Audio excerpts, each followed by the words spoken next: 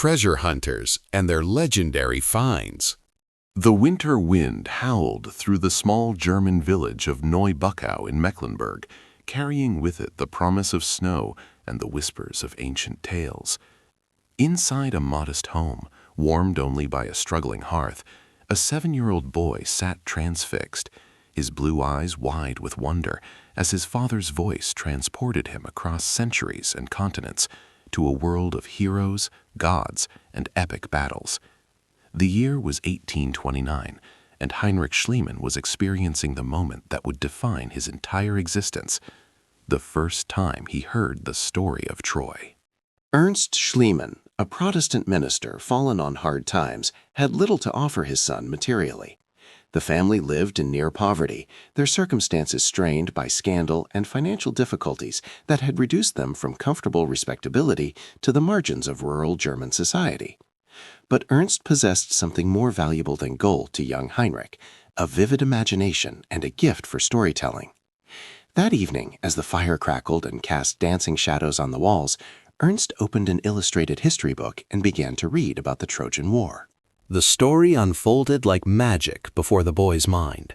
He could see the massive walls of Troy, 9 gates strong, rising impossibly high above the Trojan plain. He could hear the clash of bronze weapons, the war cries of Achilles and Hector, the weeping of Helen, the face that launched 1,000 ships. Most captivating of all was the image in his father's book, an illustration of Troy in flames, its great walls crumbling, the wooden horse standing in the city square as Greek warriors poured from its belly. "Father?" young Heinrich asked, his finger tracing the outline of Troy's walls in the illustration. Did these walls really exist? Ernst Schliemann paused, considering his son's question with the seriousness it deserved. "The poet Homer tells us they did," he replied carefully. "But many learned men believe Troy was only a legend, a story invented by poets to entertain and instruct." Even at 7 years old, Heinrich Schliemann possessed a stubborn streak that would define his character throughout his life. He stared at the illustration, at those magnificent walls, and shook his head with absolute conviction. "Such great walls cannot have disappeared entirely," he declared with a child's innocent logic. "They must still exist, buried beneath the dust of centuries." This moment of certainty, recalled and embellished throughout Schliemann's later writings, became the founding myth of his archaeological career. Whether the conversation occurred exactly as he later described it remains uncertain. Schliemann was notorious for romanticizing his own biography, crafting his life story with the same dramatic flair that Homer used in composing the Iliad. But the essential truth remained undeniable. From that moment forward, Heinrich Schliemann carried Troy in his heart, an obsession that would drive him through poverty, around the world, and ultimately to one of the most spectacular archaeological discoveries of the 19th century. The years following that fateful evening were not kind to young Heinrich. His mother died when he was 9, and his father's increasingly erratic behavior and rumored involvement in financial improprieties made their situation desperate. At 14, Heinrich was forced to leave school and become an apprentice in a small grocery shop in the village of Fürstenberg. For 5.5 years, he worked from 5 in the morning until 11 at night, grinding potatoes for distilling, selling herring, butter, candles, and milk. His hands grew rough with labor, his back bent with exhaustion, and his dreams of Troy seemed to fade into impossibility. But one evening in that grocery shop, destiny intervened in the most unlikely form. A drunken miller named Hermann Niederhofer stumbled through the door and in his inebriated state began to recite poetry. But this was no ordinary verse. Niederhofer, who had once studied theology before falling into alcoholism and manual labor, was reciting Homer's Iliad in the original ancient Greek. Heinrich stood transfixed behind the counter, not understanding a single word, but recognizing immediately the rhythm and power of the ancient language. Though Niederhofer could remember only about 100 lines, the passage describing Achilles' quarrel with Agamemnon, those verses rang in Heinrich's ears like a divine summons. Here was proof that the world of ancient Greece was not merely fantasy, but had possessed its own language, its own reality. And if the language was real, might not Troy itself be real as well? The desert wind swept across the Valley of the Kings, carrying with it the same relentless heat that had tormented excavators for decades. In the early morning light of November 4, 1922, the limestone cliffs glowed amber and gold, their weathered faces concealing secrets that had remained undisturbed for more than 3 millennia. Howard Carter stood at the edge of yet another excavation trench, his lean figure casting a long shadow across the scattered rubble, his weathered face betraying nothing of the desperation that gnawed at him. This was to be the final season. Lord Carnarvon, his patron and financial lifeline, had made that abundantly clear. 15 years of searching, 6 seasons of intensive excavation in this particular concession, and what did they have to show for it? Nothing but disappointment, debt, and the mocking whispers of colleagues who had long since written off the Valley of the Kings as exhausted, picked clean by tomb robbers in antiquity and legitimate archaeologists in modern times. But Carter had never been one to surrender easily. Where others saw only barren ground, he saw mathematical possibility. Where others abandoned hope, he maintained his meticulous records, his detailed maps, his carefully reasoned arguments about unexplored areas. He was not Schliemann, driven by romantic dreams and epic poetry. Carter was something else entirely, a systematic, patient, methodical excavator whose artistic training had given him an eye for detail that would prove invaluable. As the sun climbed higher and the Egyptian workers began their day's labor, none of them could have imagined that within hours they would stumble upon the most spectacular archaeological discovery in history, a find so magnificent that it would transform not only Carter's reputation, but the entire field of archaeology, captivating the world's imagination and raising questions about heritage, ownership, and the ethics of excavation that resonate to this very day. This is the story of Howard Carter and the tomb of Tutankhamun, a tale of patience rewarded, of wonderful things emerging from darkness, and of how one discovery changed everything. Howard Carter's path to archaeological immortality began not with dramatic pronouncements or classical education, but with the quiet discipline of an artist's brush. Born in 1874 in Kensington, London, to a modest family of artists, young Howard showed early promise in drawing and painting.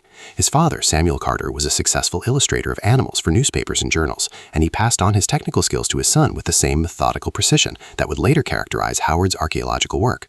Unlike the gentleman scholars and wealthy dilettantes who dominated Victorian archaeology, Carter came from the working class, a fact that would color his entire career with a mixture of pride in his abilities and resentment at the social barriers he constantly encountered. He received little formal education, instead learning through observation, practice, and an almost obsessive attention to detail. By his late teens, Carter had developed considerable skill in watercolor and drafting, talents that seemed destined for a conventional career illustrating books or designing decorative arts. But fate, that capricious force that shapes all great archaeological stories, intervened in the form of Lady Amherst, a family friend with connections to the Egypt Exploration Fund. In 1891, at the age of 17, Carter received a commission that would change his life. He was to travel to Egypt to assist the renowned archaeologist Percy Newberry in recording the wall paintings and inscriptions in the rock-cut tombs at Beni Hassan, about 150 miles south of Cairo. For a young man who had barely left London, the prospect was both terrifying and thrilling. Egypt in the 1890s was a land of contrasts, ancient monuments emerging from desert sands, modern colonial administration imposing British order, traditional Egyptian life continuing much as it had for centuries, and a growing community of archaeologists, treasure hunters, tourists, and entrepreneurs, all drawn by the magnetism of pharaonic civilization.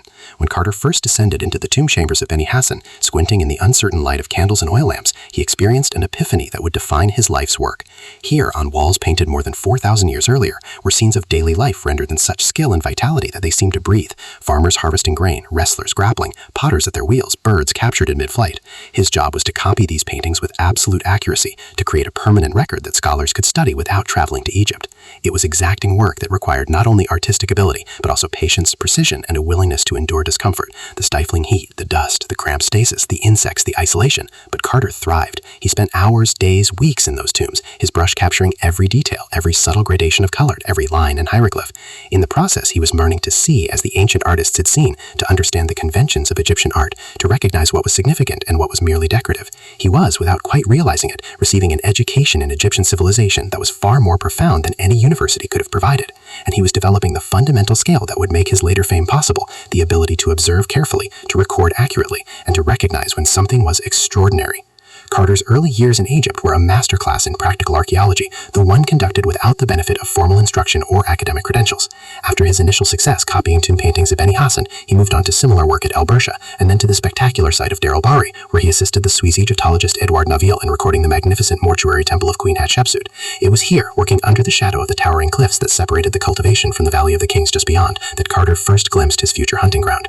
The Valley of the Kings held an almost mythic status in archaeological circles, a desolate wadi, a dry riverbed cutting into the Theban hills, where the pharaohs of Egypt's New Kingdom had carved their tombs deep into the living rock, hoping that remoteness and secrecy would protect their mummies and treasures for eternity. It had not worked. Tomb robbery was an ancient profession in Egypt, and the Valley of the Kings had been thoroughly plundered, first in antiquity and then again by early archaeologists who were often little better than treasure hunters. By the 1990s, the conventional wisdom held that the valley was exhausted, that every tomb had been found and emptied. Giovanni Belzoni had discovered several royal tombs in the 1810s, and the French and German excavators who followed had found others. The most recent significant discovery had been the tomb of Amenhotep II in 1898 by Victor Loret. Surely there was nothing left to find, but Carter was not so certain. His work at Deir el-Bahri had taught him to think spatially, to visualize the landscape as the ancients had seen it, to recognize patterns in how tombs were positioned and concealed, and his growing knowledge of Egyptian history reveals an interesting gap. Tutankhamun, a minor pharaoh of the 18th dynasty, was known from various inscriptions and a few artifacts, but his tomb had never been identified. Most scholars assumed it had been robbed in antiquity, his location lost or its remains scattered. But what if it had not been? What if somehow this one tomb had escaped the robbers? It was a tantalizing possibility, but one that Carter could not pursue immediately. He needed experience, reputation, and most crucially, funding. Throughout the late 1990s and early 1904, Carter worked his way up through the ranks of Egyptian archaeology. He served as chief inspector of monuments for Upper Egypt, a position that gave him administrative authority over Luxor and the Valley of the Kings. He conducted excavations for wealthy patrons, learning not only the technical aspects of digging, but also the delicate art of managing relationships with sponsors who expected results, Egyptian workers who require fair but firm direction, and the Byzantine bureaucracy of the Egyptian Antiquity Service. He made enemies and friends in equal measure. His working-class background and lack of university education made him prickly and defensive when dealing with the academic establishment. His perfectionism and refusal to cut corners sometimes alienated colleagues who preferred faster, more dramatic results. In 1905, a confrontation between French tourists and Egyptian guards at Saqqara led to Carter's resignation from the Antiquity Service under circumstances that remain somewhat murky, but suggest he defended his Egyptian workers against foreign visitors, a stand that was admirable in principle but politically disastrous. For several years afterward, Carter struggled, working as a watercolorist and tourist guide, a humiliating come-down for a man of his abilities. He might have faded into obscurity, another talented but unlucky archaeologist defeated by circumstances, if not for a fortuitous introduction in 1907 to George Edward Stanhope Malimer Herbert, the 5th Earl of Carnarvon. Lord Carnarvon was everything that Carter was not. Aristocratic, wealthy, educated at Eton and Cambridge, socially connected, and blessed with the kind of effortless confidence that comes from generations of privilege. Yet the two men formed an unlikely but highly effective partnership that would endure for 15 years. Carnarvon had come to Egypt for his health, seeking the dry climate as a remedy for injuries sustained in an automobile accident, one of those ironies of history, since he was an early motoring enthusiast, and his obsession with the newfangled technology had nearly killed him. Convalescing in Egypt, Carnarvon had become fascinated with archaeology and had begun sponsoring small excavations, more as a hobby than a serious scientific endeavor. But he quickly realized that enthusiasm and money were not enough. He needed expertise. When he met Carter through mutual acquaintances, Carnarvon recognized in this prickly, intense man exactly the kind of systematic professional who could transform his casual hobby into something significant. Carter, for his part, saw in Carnarvon the financial backing and social influence that could finally allow him to pursue his theories about the Valley of the Kings. The partnership began modestly enough, with excavations at various Theban sites that yielded interesting but not spectacular results.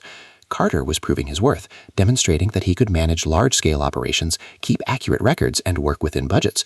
He was also refining his excavation techniques, developing methods for removing and preserving fragile artifacts that were far superior to the rough-and-ready approaches common at the time. But always, in the back of his mind, was the Valley of the Kings and the phantom tomb of Tutankhamun. In 1914, Carnarvon obtained the concession to excavate in the Valley of the Kings, taking over from the American businessman Theodore Davis, who had worked there for years and had finally concluded there was nothing left to find. Davis had actually discovered some objects bearing Tutankhamun's name, including a small faience cup and some gold foil, but he had interpreted these as coming from a small cache rather than evidence of an intact tomb. Carter thought differently. He believed those objects suggested the tomb was nearby, perhaps concealed beneath debris from later excavations or buried under the rubble of workmen's huts from the Ramesside period. He proposed a systematic approach, map the entire valley floor, divide it into sections, and excavate each section down to bedrock, removing all the accumulated debris from millennia of tomb cutting, flooding, and previous excavations. It was an enormously ambitious plan that would require years of work and considerable expense. Carnarvon agreed, attracted by the very scale of the gamble. But then history intervened. The outbreak of World War I in 1914 1917 suspended archaeological work in Egypt as resources and attention turned to the devastating conflict consuming Europe. Carter spent the war years in various capacities, including intelligence work in Cairo, while Carnarvon retreated to his English estate. It was not until 1917 that they could resume excavations in the valley, and by then both men were older, the world had changed, and the window for discovery seemed to be closing. The 5 seasons from 1917 to 1922 were an exercise in systematic frustration. Carter approached the work with the methodical precision that characterized everything he did, dividing the valley floor into a grid and excavating each section completely before moving to the next. His teams of Egyptian workers, many of whom had worked with him for years and had developed considerable skill in recognizing significant features, moved thousands of tons of limestone chips, sand, and debris. They found minor objects, fragmentary inscriptions, occasional artifacts that hinted at ancient activity, but nothing remotely resembling an intact tomb. The work was backbreaking, conducted under a merciless sun that turned the valley into a furnace by midday, with temperatures regularly exceeding 110 degrees Fahrenheit. The landscape itself seemed hostile to discovery. Bare limestone cliffs, scattered rocks, a floor covered with the debris from dozens of previous excavations, and thousands of years of natural erosion. Nothing grew here, no birds sang. It was a place of desolation, of death, chosen by the ancient pharaohs precisely because its isolation and barrenness seemed to promise eternal rest. But that very desolation made archaeological work grueling. Water had to be brought in daily. Supplies were transported by donkey along narrow paths. The nearest village, Kurna, was across the Nile, requiring a boat journey every morning and evening.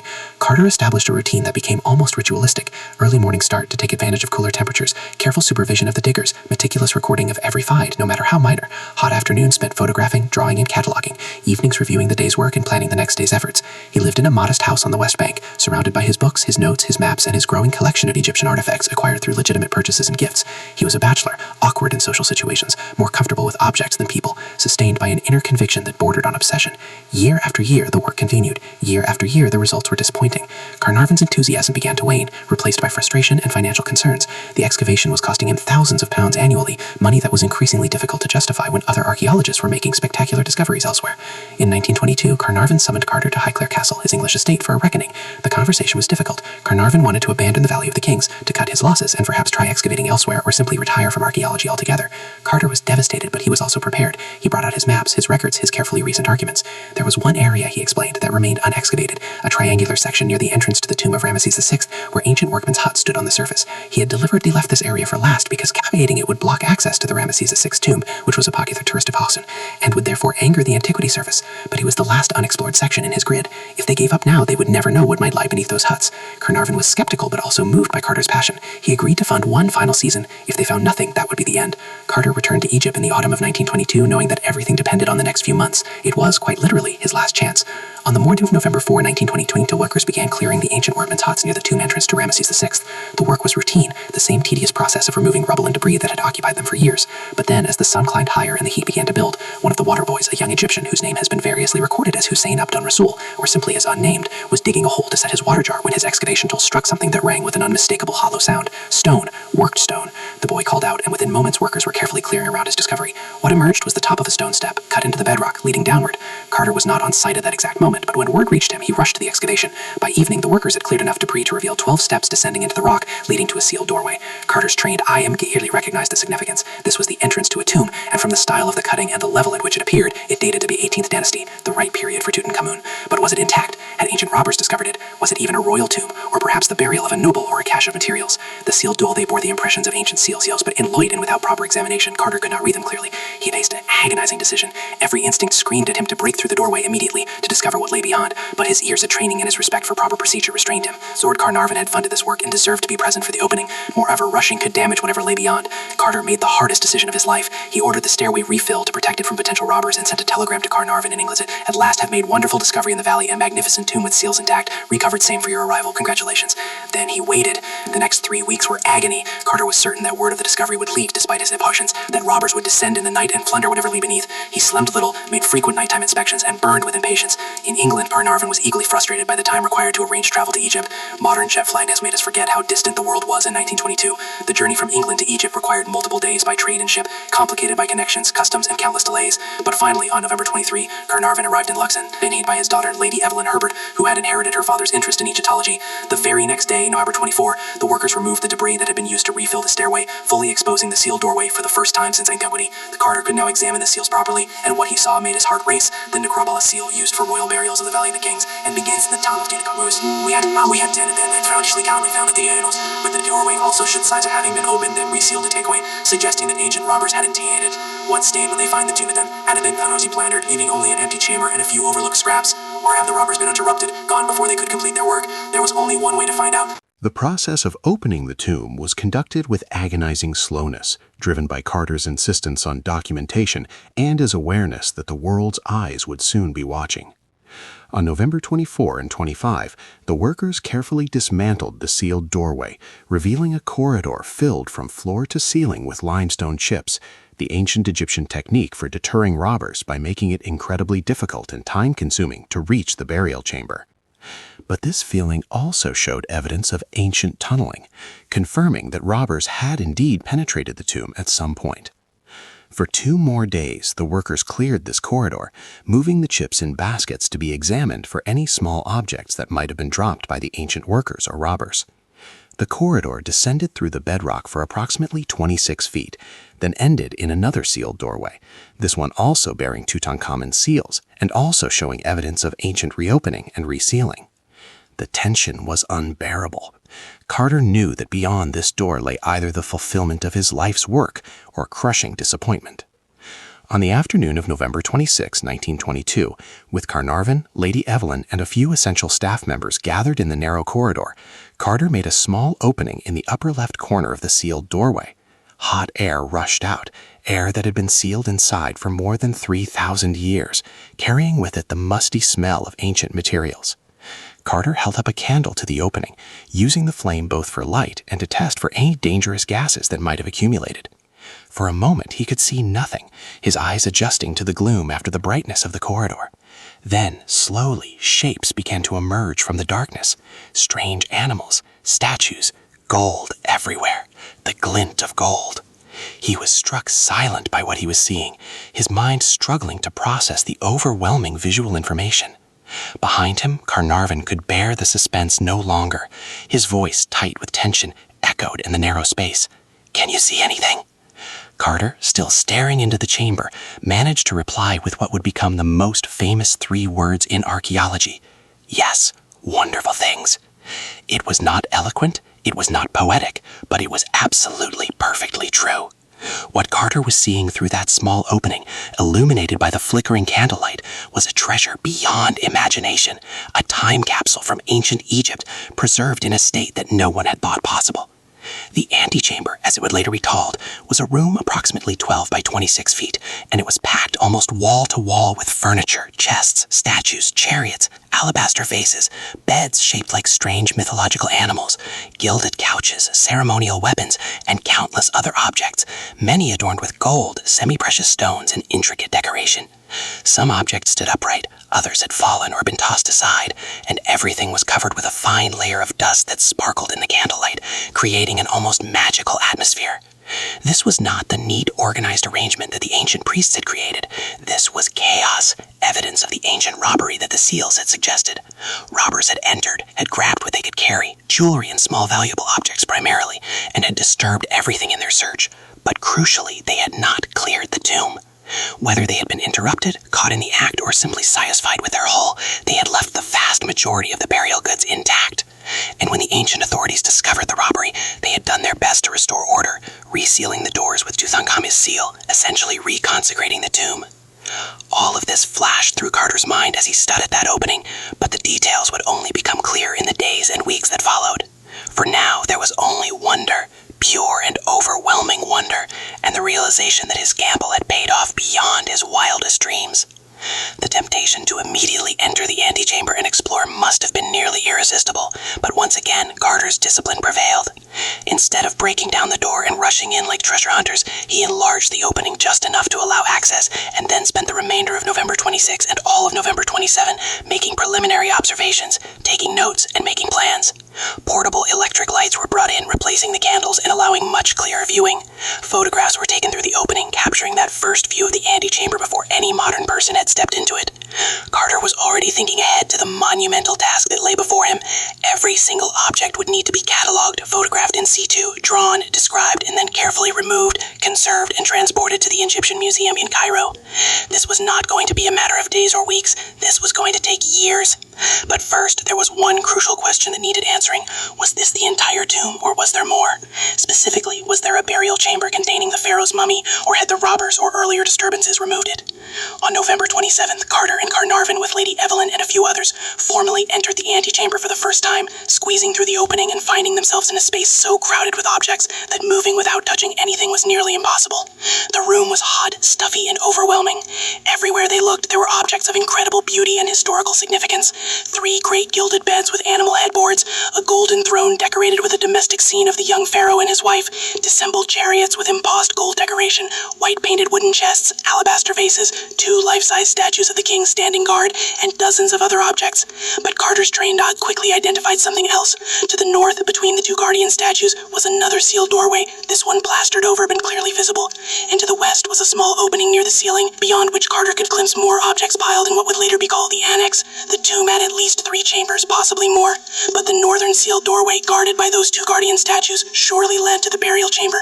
That had to be where Tutankhamun himself lay, if indeed his mummy had not been removed. The excitement was tempered by a growing realization of the responsibilities they faced. News of the discovery was already beginning to spread, and soon the world's press would descend on this remote valley. Security was a major concern. The objects visible in the antechamber alone were worth millions of pounds, and tomb robbery remained a viable profession in rural Egypt. Relationships with the Egyptian Antiquity Service needed to be managed carefully, especially given the complex political situation in Egypt, which had recently won nominal independence from Britain and where nationalist sentiment was growing. And the sheer technical challenge of removing and preserving objects that had been sealed in the tomb for millennia, objects that might be fragile after so long, would require expertise, equipment, and resources far beyond anything Carter had dealt with before. Over the next few days, Carter began assembling a team. Harry Burton, a photographer with the Metropolitan Museum of Art's Egyptian Expedition, was recruited to create a photographic record. Arthur Mays, a conservator and archaeologist, was brought in to help with the delicate work of preservation and removal. Alfred Lucas, a chemist, would handle conservation treatments. Walter Hauser and Lindsley Hull would assist with drawing and recording. This team, led by Carter with Carnarvon's financial backing and moral support, would spend the next decade methodically clearing the tomb, setting new standards for archaeological excavation in the process. The winter of 1922-1923 was devoted entirely to the antechamber, and the work proceeded with an almost obsessive attention to detail that frustrated the press and public, but established protocols that remain influential to this day. Before anything could be moved, its exact position was recorded through photographs, drawings, and written descriptions. Harry Burton's photographs, taken with large format glass plate negatives using carefully positioned electric lights and reflectors to mimic natural lighting, are masterpieces of archaeological photography, so clear and detailed that they remain the primary record of the tomb's appearance. Each object was given a catalog number, and a detailed description was written in Carter's meticulous handwriting. Endgame the delicate process of conservation. Many objects were in fragile condition. Their wood dried out, their glue and frozen fastenings weakened, their textiles turned to dust. Lucas developed on-site conservation techniques, including the use of paraffin wax to consolidate fragile materials, a revolutionary approach of the time. Objects were carefully lifted, often in keys of preparation, and packed in crates padded with cotton wool for the journey down the valley, across the Nile, and by train to Cairo. Each step was photographed and documented. It was painstaking, exhausting work, conducted under the intense scrutiny of visitors, journalists, and officials. Lord Carnarvon, recognizing both the public interest and the need for funds to support the excavation, and granted exclusive rights to the Times of London, a decision that enraged other newspapers and created a hostile press environment. Journalists who could not get official access to the tomb reported rumors, printed exaggerations, and in some cases simply fabricated stories. The tomb of Tutankhamun was becoming a media sensation, perhaps the first truly global news story of the modern age, transmitted by telegraph and telephone to newspapers around the world. In early February 1923, with the antechamber finally cleared and its contents safely stored or transported, Carter prepared to open the steel doorway to the burial chamber, the moment everyone had been waiting for. On February 17th, 1923, in the presence of Lord Carnarvon, Lady Evelyn, and numerous Egyptian officials, representatives of foreign archaeological institutions, and selected journalists, Carter began carefully dismantling the sealed doorway between the 2 guardian statues. The process took several hours, with each block being numbered and set aside. Finally, the doorway was open, and Carter, holding a portable Attic light, stepped into the burial chamber. What he saw stopped him in his tracks. The entire chamber, which measured approximately 13 by 21 feet, was almost completely filled by an immense structure covered in gold leaf, deathly earth-protective spells, and hieroglyphs.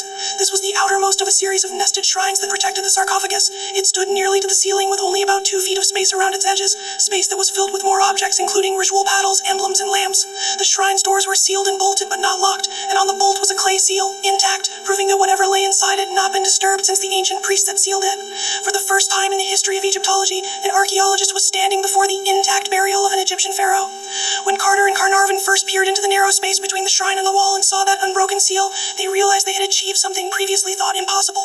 Every other royal tomb found in the Valley of the Kings have been robbed in antiquity, the mummies torn apart in the search for amulets and jewelry, but here, Tutankhamun still lay undisturbed.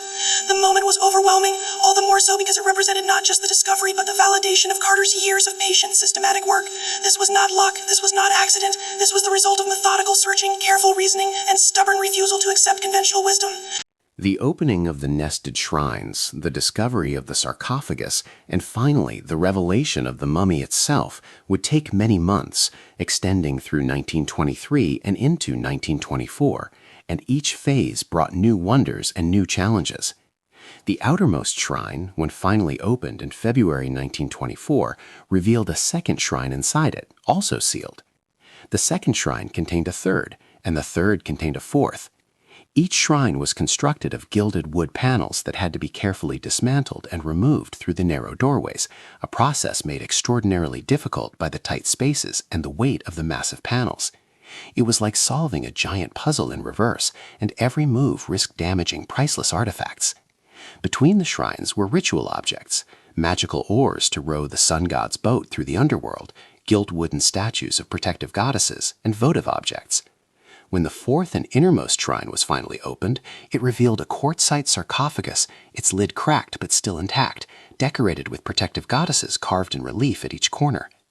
Inside the sarcophagus were 3 nested coffins in the shape of the mummified pharaoh, the outermost of gilded wood, the middle of gilded wood inlaid with colored glass and semi-precious stones, and the innermost made of solid gold weighing nearly 250 pounds. The golden coffin was one of the most spectacular objects ever discovered, its surface covered with intricate feather designs representing protective wings, with inlaid decorations of extraordinary craftsmanship. And inside this golden coffin lay Tutankhamun himself, or rather his mummy, wrapped in linen bandages and covered with a magnificent gold mask that portrayed the young pharaoh as Osiris, Lord of the Dead. The mask, weighing over 20 pounds of solid gold, inlaid with lapis lazuli, turquoise, and colored glass, with eyes of obsidian and quartz, is arguably the most famous artifact from ancient Egypt, an icon of world culture instantly recognizable even to those with no particular interest in archaeology. The face is idealized but peaceful, the features fine and youthful, the expression serene. It is a masterpiece of ancient art, and when Carter first saw it, still in place on the mummy, he was moved to rare eloquence in his journal, writing of the emotional impact of gazing at the face of a king who had died more than 3,000 years earlier, yet who seemed to retain an essential humanity through this golden portrait. The unwrapping of the mummy itself, conducted over several days in November 1925, was a more sobering experience. The ancient embalmers had used copious amounts of unguents and resins, which had hardened over time, essentially gluing the mummy to its coffin and the various layers of wrappings together. The process of separating the mummy from the coffin required heat, which unfortunately caused some damage. Between the layers of wrappings were 143 amulets and items of jewelry, each carefully positioned according to religious texts to protect the king in the afterlife. There were daggers with gold and iron blades, the latter extraordinarily rare and valuable in ancient Egypt. There were rings, bracelets, pectorals, collars, and divine figures, all of exquisite craftsmanship. But the mummy itself was in poor condition, partly due to the embalming process, and partly due to the necessary unwrapping process. What it revealed was a young man, approximately 18 or 19 years old at death, slight of build, about 5 feet 6 inches tall. The cause of death could not be determined with certainty using 1920s medical knowledge, though later CT scans and genetic testing would suggest various theories, including malaria, bone disease, and complications from a broken leg. What was clear was that this was a minor pharaoh, a young man who had ruled for only about 10 years, and whose historical significance was minimal. His tomb was famous not because of who he was, but because it had survived intact. One can only imagine what the truly powerful pharaoh, like Ramesses II or Seti I, must have contained. But even as the wonders inside the tomb were being revealed, tensions were growing that would poison the triumph. The relationship between Carter and the Egyptian authorities had always been complicated, rooted in the colonial-era concession system that allowed foreign excavators to work in Egypt and to take a share of any finds back to their home countries. This system, established in the 19th century when Egypt was under Ottoman and then British control, had resulted in Egyptian artifacts being dispersed to museums throughout Europe and North America, a source of growing resentment among Egyptian nationalists. The discovery of Tutankhamun's tomb came at a particularly sensitive moment. Egypt had achieved nominal independence from Britain in 1922, though British influence remained strong, and there was a growing movement to assert Egyptian sovereignty, including over antiquities. The question of what would happen to the treasures from Tutankhamun's tomb became a flashpoint. Under the terms of Carnarvon's original concession, if an intact tomb was found, all objects would remain in Egypt, but if a disturbed or partially robbed tomb was found, the excavators could claim a share. Technically, Tutankhamun's tomb had been disturbed by ancient robbers, as evidenced by the resealed doorways and the disorder in the antechamber and annex. Did this mean Carnarvon and Carter were entitled to a share of the objects? They certainly thought so, and Carnarvon in particular, who had invested thousands of pounds over the years, hoped to recoup some of his expenses. The Egyptian government thought differently, arguing that the tomb was essentially attacked and that its cultural significance was such that nothing should leave Egypt. This dispute simmered throughout 1923, growing more heated as nationalist politicians seized on it as an example of colonial exploitation. Then, on April 5, 1923, Lord Carnarvon died in Cairo from blood poisoning, the result of an infected mosquito bite that developed into pneumonia. His death was a personal tragedy for Carter, who lost not only his patron and financial backer, but also one of the few people who truly understood and shared his passion of the tomb. But Carnarvon's death also triggered something unexpected and darkly fascinating: the legend of the mummy's curse. Rumors had circulated since the tomb's opening about strange occurrences, warnings from mystics, and ancient curses inscribed on tomb walls. There were none, actually. When Carnarvon died, the press, already frustrated by their exclusion from the tomb and eager for sensational stories, seized on the curse angle. Stories proliferated, growing more elaborate with each retelling. Carnarvon's dog had howled and died at the exact moment of his death. All the lights in Cairo had gone out. A cobra had eaten Carter's canary. Various members of the expedition were dying mysteriously. Most of these stories were complete fabrications or wild exaggerations of ordinary events. The truth was much more prosaic. Carnarvon was 57, in poor health, and Egypt in the 1920s was rife with infectious diseases. His death was unfortunate but not mysterious. Carter, who lived another 16 years, and most of the other expedition members lived to normal old ages. But the curse legend took on a life of its own, persisting to this day, a testament to the power of narrative over fact, and ironically ensuring that Tutankhamen's fame extended far beyond scholarly circles into popular culture. The political tensions came to a head in early 1924 when Carter, frustrated by what he saw as unreasonable demands from the Egyptian Antiquities Service regarding access to the tomb for visitors and colleagues, essentially went on strike, closing the tomb and refusing to continue work. It was a spectacular miscalculation. The Egyptian government, already eager to assert its authority, responded by revoking Carter's access to the tomb and threatening to assign the work to someone else. Carter suddenly faced the nightmare scenario of being locked out of his own discovery. He sued, generating enormous publicity but little sympathy. The dispute dragged on for months, becoming increasingly bitter and personal. Carter's abrasive personality, his difficulty dealing with authority, and his colonialist assumptions about his rights to excavate in Egypt all worked against him. Eventually, a compromise was reached, largely through the intervention of intermediaries who recognized that Carter's expertise was irreplaceable and that his removal would be a scientific disaster. In January 1925, Carter was allowed to resume work, but under much stricter oversight and with the explicit understanding that all objects from the tomb would remain in Egypt. He had won the right to continue his work, but lost the political battle. The experience left him bitter and resentful, feelings that would color his remaining years. Yet he continued with the same meticulous attention to detail that had characterized the work from the beginning.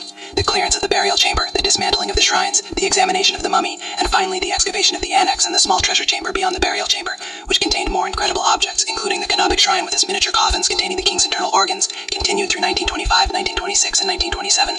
Each object was recorded, photographed, conserved, and transported.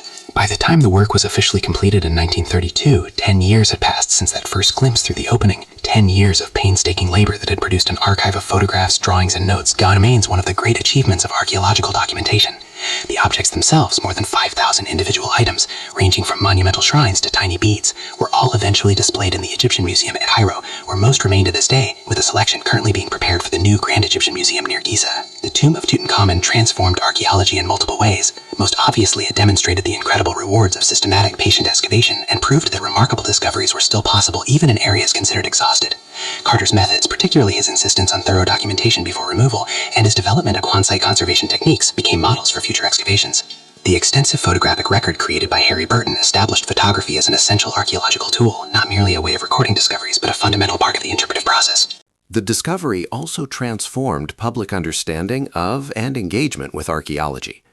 The tomb of Tutankhamun became an international sensation, reported on the front pages of newspapers around the world, discussed in speeches and sermons, referenced in popular culture, and sparking an Egyptian revival in art, architecture, and fashion that influenced everything from jewelry design to movie palaces. The 1920s saw Egyptian motifs appear in Art Deco designs, Egyptian-themed films like The Mummy, Egyptian references in literature and music, and an explosion of popular interest in Egyptology. Museums with Egyptian collections saw attendance soar. Egyptology, which had been a rather specialized and academic field, suddenly became part of mainstream culture. This popularization had both positive and negative effects. On the positive side, it generated public support for archaeology, leading to increased funding, more positions for archaeologists, and a broader appreciation for cultural heritage. On the negative side, it also generated unrealistic expectations about archaeology as treasure hunting and adventure, rather than painstaking scholarly work, expectations that persist in popular culture to this day, from Indiana Jones films to reality television shows about treasure hunters. For Carter personally, the fame was mixed blessing. He became internationally known, feted in some circles, but he also became a target for criticism, both from academics who resented his lack of formal credentials, and from Egyptian nationalists who saw him as a symbol of colonial exploitation. He never received the academic honors he deserved from British institutions, likely due to class prejudice and his confrontational personality. He never married, remained somewhat isolated, and spent his later years lecturing, advising collectors, and working intermittently on what was supposed to be the definitive publication of the tomb, a multi-volume work that he never completed. The first volume, covering the burial chamber and sarcophagus, appeared in 1927, the second in 1933, but the final volume never appeared during his lifetime. Carter died on March 2, 1939 in London at age 64 from Hodgkin's lymphoma. His death received relatively little notice, occurring as it did on the eve of World War II, when the world's attention was focused elsewhere. He was buried in an unremarkable grave in Putney Vale Cemetery, a modest end for the man who had made the most famous archaeological discovery in history. But his legacy extended far beyond his lifetime. The tomb of Tutankhamun remains the standard against which all other archaeological discoveries are measured. The objects from the tomb have traveled the world in exhibitions that have been seen by millions of people. The golden mask has become one of the most recognizable images in the world, a symbol not just in ancient Egypt, but of human artistic achievement and the romance of archaeology. Yet the story of Carter and Tutankhamun also raises uncomfortable questions that have become increasingly urgent in recent decades. By what right did British excavators work in Egypt? Why did Carnarvon and Carter believe they were entitled to a share of objects from an Egyptian tomb? Why are so many Egyptian artifacts in European and American museums rather than in Egypt? These questions, which seem settled or at least manageable in the colonial era, have been reopened by movements for cultural repatriation and indigenous rights. The entire system under which Carter operated, the concession system that granted foreigners permission to excavate in Egypt and remove artifacts, was a product of imperial power relations. Egypt was not truly independent during the period of the excavation, and even after nominal independence, British influence remained dominant. Would Egyptian authorities, if they had possessed full sovereignty, have granted such concessions? Almost certainly not. The argument that Western archaeologists were better equipped to excavate, conserve, and interpret Egyptian antiquities, an argument frequently made in the early 20th century, is now recognized as cultural imperialism, whatever the technical capabilities involved. The assumption that artifacts belonged to whoever found them, or could be divided between the excavator and the host country like the spoils of a treasure hunt, seems deeply problematic from a modern perspective. These objects were not ownerless goods waiting to be claimed. They were part of Egyptian cultural heritage, created by Egyptians for Egyptian purposes, and located in Egypt.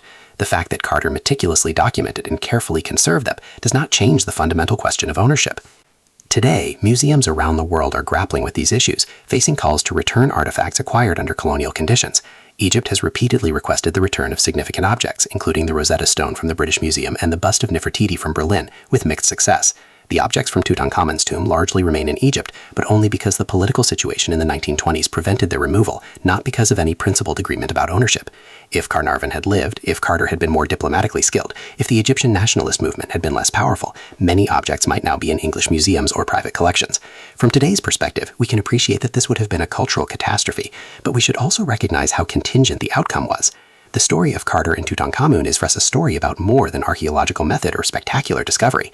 It is also a story about power, ownership, and the complex legacy of colonialism in archaeology, themes that resonate powerfully in our contemporary discussions about cultural heritage, museum collections, and whose history gets told and controlled. The technical achievements of the excavation, however, remain admirable regardless of the political context. Carter's approach to the tomb set standards that are still followed. His insistence on systematic photography before anything was moved created a visual record that allows later scholars to reconstruct the tomb's appearance and analyze patterns that might not have been evident during the initial excavation. Modern archaeologists can study Burton's photographs and observe details that Carter's team might have missed or considered unimportant, demonstrating the value of comprehensive documentation. Carter's use of conservators and chemists as integral members of the excavation team, rather than as afterthoughts called in after damage had occurred, was revolutionary. The techniques that Alfred Lucas developed for stabilizing fragile materials were adapted and refined by later conservators and remained foundational to archaeological conservation. The detailed catalog system, with each object receiving a unique number linked to photographs, drawings, and written descriptions, became a model for archaeological recording systems. The decision to work slowly, to prioritize accuracy over speed, and to resist pressure from sponsors, press, and public to rush the process process required enormous discipline and confidence. Many excavators faced with the overwhelming richness of Tutankhamun's tomb would have worked faster, would have yielded to the temptation to clear the tomb quickly to reveal all its wonders. Carter resisted, and as a result we have an incomparably richer understanding of the tomb and its contents. His field notes, now preserved in the Griffith Institute at Oxford University, have been digitized and made available online, allowing anyone to see exactly what was found where, to read Carter's observations and to study the photographs. This transparency, this commitment to making the data available to other scholars, was not universal in Carter's era, but has become an ethical standard in modern archaeology. The tomb of Tutankhamun also provided an incredible window into ancient Egyptian burial practices, religious beliefs, and material culture. The sheer variety of objects, from monumental architecture to tiny personal items, allowed scholars to reconstruct aspects of royal burial rituals that had been known only from fragmentary textual references. The nested shrines, for example, corresponded to textual descriptions but had never been seen before. The mixture of objects, including some that appeared to be personal possessions of the young king, alongside standard funerary equipment, provided insights into the individual behind the formal pharaonic identity. Studies of the tomb's contents continue to yield new information. Recent analysis of organic materials, using techniques not available in Carter's day, has identified food offerings, perfumes, and botanical materials that reveal details about ancient Egyptian agriculture, trade, and daily life. DNA analysis of the two mummified fetuses found in the tomb has confirmed they were Tutankhamun's stillborn daughters, providing poignant personal context to the young king's life and contributing to ongoing debates about his family relationships and the end of the 18th dynasty. The question of why Tutankhamun's tomb survived when so many others were robbed is worth exploring. Part of the answer lies in accidental geography. The tomb entrance was located in a low-lying area of the valley floor, and debris from the later construction of the tomb of Ramesses VI above it cascaded down, eventually burying the entrance to Tutankhamun's tomb beneath several feet of rubble and the workmen's huts that Carter finally excavated in 1922. This accidental burial probably occurred within a century or so of Tutankhamun's death, meaning that for most of the past 3,000 years, the exact location of the tomb entrance was unknown. The ancient robberies that did occur happened early, probably within a few years of the burial, when the location was still known to the workmen who had dug the tomb, and perhaps to some of the officials involved in the funeral. But these robbers were apparently caught or interrupted. The tomb was resealed by officials, and then the later debris concealed it before more systematic robbery could occur. The tomb's small size also probably helped it survive. Tutankhamun died young, unexpectedly, and his tomb may have been a hurried repurposing of a non-royal tomb or an incomplete royal tomb, smaller and less impressive than the grand tombs of longer-reigning pharaohs. A smaller tomb once concealed was less likely to be rediscovered by later robbers who were looking for the major royal burials. Ironically, Tutankhamun's relative unimportance in ancient Egyptian history contributed to his fame in modern times. A minor king was given a relatively modest tomb, which survived, while the truly powerful pharaohs with grand tombs became targets for systematic robbery. There is a deeper irony here as well. The ancient Egyptian belief in the importance of preserving the body and surrounding it with magical protection and material goods to ensure a successful afterlife has been spectacularly vindicated in an entirely unexpected way. Tutankhamun achieved immortality, not in the spiritual realm the ancient Egyptians believed in, but in human memory and culture. Billions of people who could not name 10 Egyptian pharaohs can identify Tutankhamun. His golden mask is one of the most reproduced images in the world. His name and his treasures have been the subject of countless books, films, documentaries, exhibitions, and academic studies. If the ancient Egyptians were right that the continuation of one's name ensures continued existence, then Tutankhamun, the boy king of little historical significance, has achieved a form of immortality that his more powerful predecessors and successors might envy. This was certainly not what Carter was thinking about on that November afternoon in 1922, when he peered through the opening and reported seeing wonderful things. He was thinking about vindication, about the payoff for years of patient work, about the immediate practical questions of how to document and remove the incredible objects he glimpsed in the flickering candlelight. But he had unleashed something far larger than a scholarly discovery. He had tapped into deep human fascinations, with death and immortality, with gold and treasure, with ancient mystery and lost civilizations, with the romance of discovery itself. The legacy of Carter and Tutankhamun extends into museum practice and exhibition design as well. The touring exhibitions of Tutankhamun's treasures, beginning with the Treasures of Tutankhamun exhibition that toured the United States from 1976 to 1979 and was seen by more than 8 million people, revolutionized museum exhibitions. These blockbuster exhibitions demonstrated that ancient artifacts could draw enormous crowds, generate substantial revenue, and create intense public engagement with cultural heritage. Museums around the world took note, and the blockbuster exhibition model, featuring heavily marketed shows of spectacular objects, became a standard part of museum programming. This has had mixed effects. On the positive side, millions of people who would never visit Egypt have been able to see authentic ancient Egyptian artifacts, artifacts, experiencing a direct connection with the past that no book or documentary can replicate. These exhibitions have generated enormous public interest in archaeology and ancient history, inspired countless students to pursue careers in these fields, and generated funding that supports ongoing research and conservation. On the negative side, the emphasis on blockbuster exhibitions has sometimes distorted museum priorities, focusing attention and resources on crowd-pleasing spectacles at the expense of smaller, more scholarly exhibitions and permanent collections. The Tutankhamun model also established a pattern where archaeological fame is measured by the spectacular nature of finds, rather than by scholarly significance, potentially influencing archaeological practice in problematic ways. The curse of Tutankhamun, though entirely fictional, has also had a lasting cultural impact, establishing a narrative template that appears in countless films, novels, and popular media: the archaeologist who disturbs an ancient tomb and suffers supernatural consequences. This narrative taps into anxieties about the appropriateness of excavating burial sites, about disturbing the dead, about the hubris of modernity confronting ancient power. It is notable that the curse narrative emerged specifically around Tutankhamun's tomb and not around earlier archaeological discoveries. This probably reflects the particular historical moment of the 1920s, a period of widespread interest in spiritualism, occultism, and the supernatural, a period still processing the trauma of World War I, and perhaps looking for meaning and mystery in a world that had revealed itself capable of mechanized mass death. The curse narrative also served a psychological function for those troubled by the colonial dimensions of archaeology, allowing an expression of unease about excavating Egyptian tombs through the fantasy of supernatural vengeance, rather than through political critique.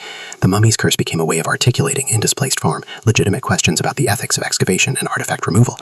When Howard Carter died in 1939, the world was on the brink of another cataclysmic war, and his passing went largely unnoticed, but his discovery continued to resonate.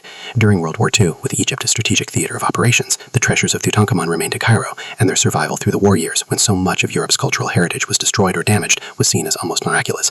In the post-war period, as colonialism crumbled and former colonies achieved independence, the question of archaeological ethics and artifact ownership became increasingly prominent. Egypt, under Nasser and subsequent governments, became increasingly assertive about its cultural heritage, refusing to allow artifacts to leave the country permanently and negotiating carefully controlled temporary loans for exhibitions. The success of the 1970s Tutankhamun touring exhibition demonstrated that Egypt could leverage its cultural heritage for soft power, generating international goodwill and substantial revenue through exhibition fees and tourism promotion. Today, Tutankhamun and his treasures are central to Egypt's national identity and its tourism industry, which is a crucial part of the Egyptian economy. The Grand Egyptian Museum, currently under construction near the Pyramids of Giza, will feature the complete collection of Tutankhamun objects displayed together for the first time in a purpose-built space designed to showcase them to maximum effect. This museum represents a kind of vindication of the Egyptian position from the 1920s. These objects belong in Egypt, and Egypt has the capacity to preserve, study, and display them to international standards. The contrast with the British Museum's continued refusal to befriend the Rosetta Stone or the Parthenon marbles is instructive, highlighting how attitudes toward cultural property have and have not changed. For archaeology as a discipline, Carter and Tutankhamun represent both a pinnacle of achievement and a cautionary tale. The excavation demonstrated what meticulous method, systematic documentation, and patient work could achieve, but the circumstances under which the work occurred, a colonial power dynamics that made it possible, and the disputes over ownership and control remind us that archaeology is never purely scientific or objective. It occurs in political and cultural contexts that shape what is possible, what is permitted, and what is valued. Modern archaeology has learned these lessons, at least in theory, if not always in practice. International conventions now recognize the rights of nations to their cultural heritage. Collaborative archaeology, involving local communities and national authorities as equal partners, rather than as obstacles to be managed, has become standard practice, at least among ethical practitioners. Repatriation of artifacts acquired under dubious circumstances is increasingly accepted, though implementation remains contentious and incomplete. The Indiana Jones model of archaeology, the adventurer excavating in foreign lands and removing treasures to Western museums, is recognized as outdated and problematic, a colonialist fantasy rather than an ethical practice.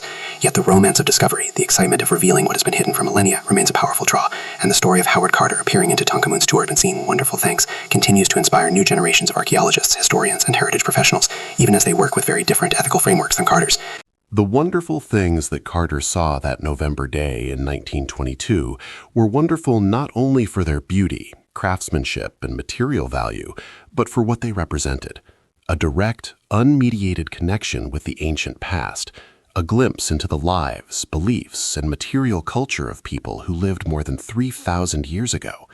In an age increasingly dominated by rapid technological change, mass production, and digital mediation, there is something profoundly moving about encountering unique objects made by hand by individual craftsmen, objects that served specific ritual and personal purposes, objects that were meant to accompany a young king into eternity. These objects speak across millennia, not in words, but in form, material, and context. They tell us about ancient Egyptian beliefs in the afterlife, about royal power and religious authority, about artistic conventions and technical capabilities, about trade networks that brought gold from Nubia, lapis lazuli from Afghanistan, and ivory from sub-Saharan Africa. They tell us about the individuals involved: the young king who died unexpectedly, his widow who may have placed some personal items in the tomb, The priests and officials who conducted the burial, the craftsmen who created the magnificent grave goods, and the robbers who violated the tomb seeking portable wealth. And they tell us about ourselves, about what we value and why, about our fascination with ancient civilizations, about our attitudes toward death and memory, about our complex relationships with cultural heritage in the past. The story of Howard Carter and the tomb of Tutankhamun is ultimately a human story, about persistence rewarded, about careful work revealing wonders, about the excitement of discovery, about the complexities of ownership and ethics, about how the past continues to shape the present.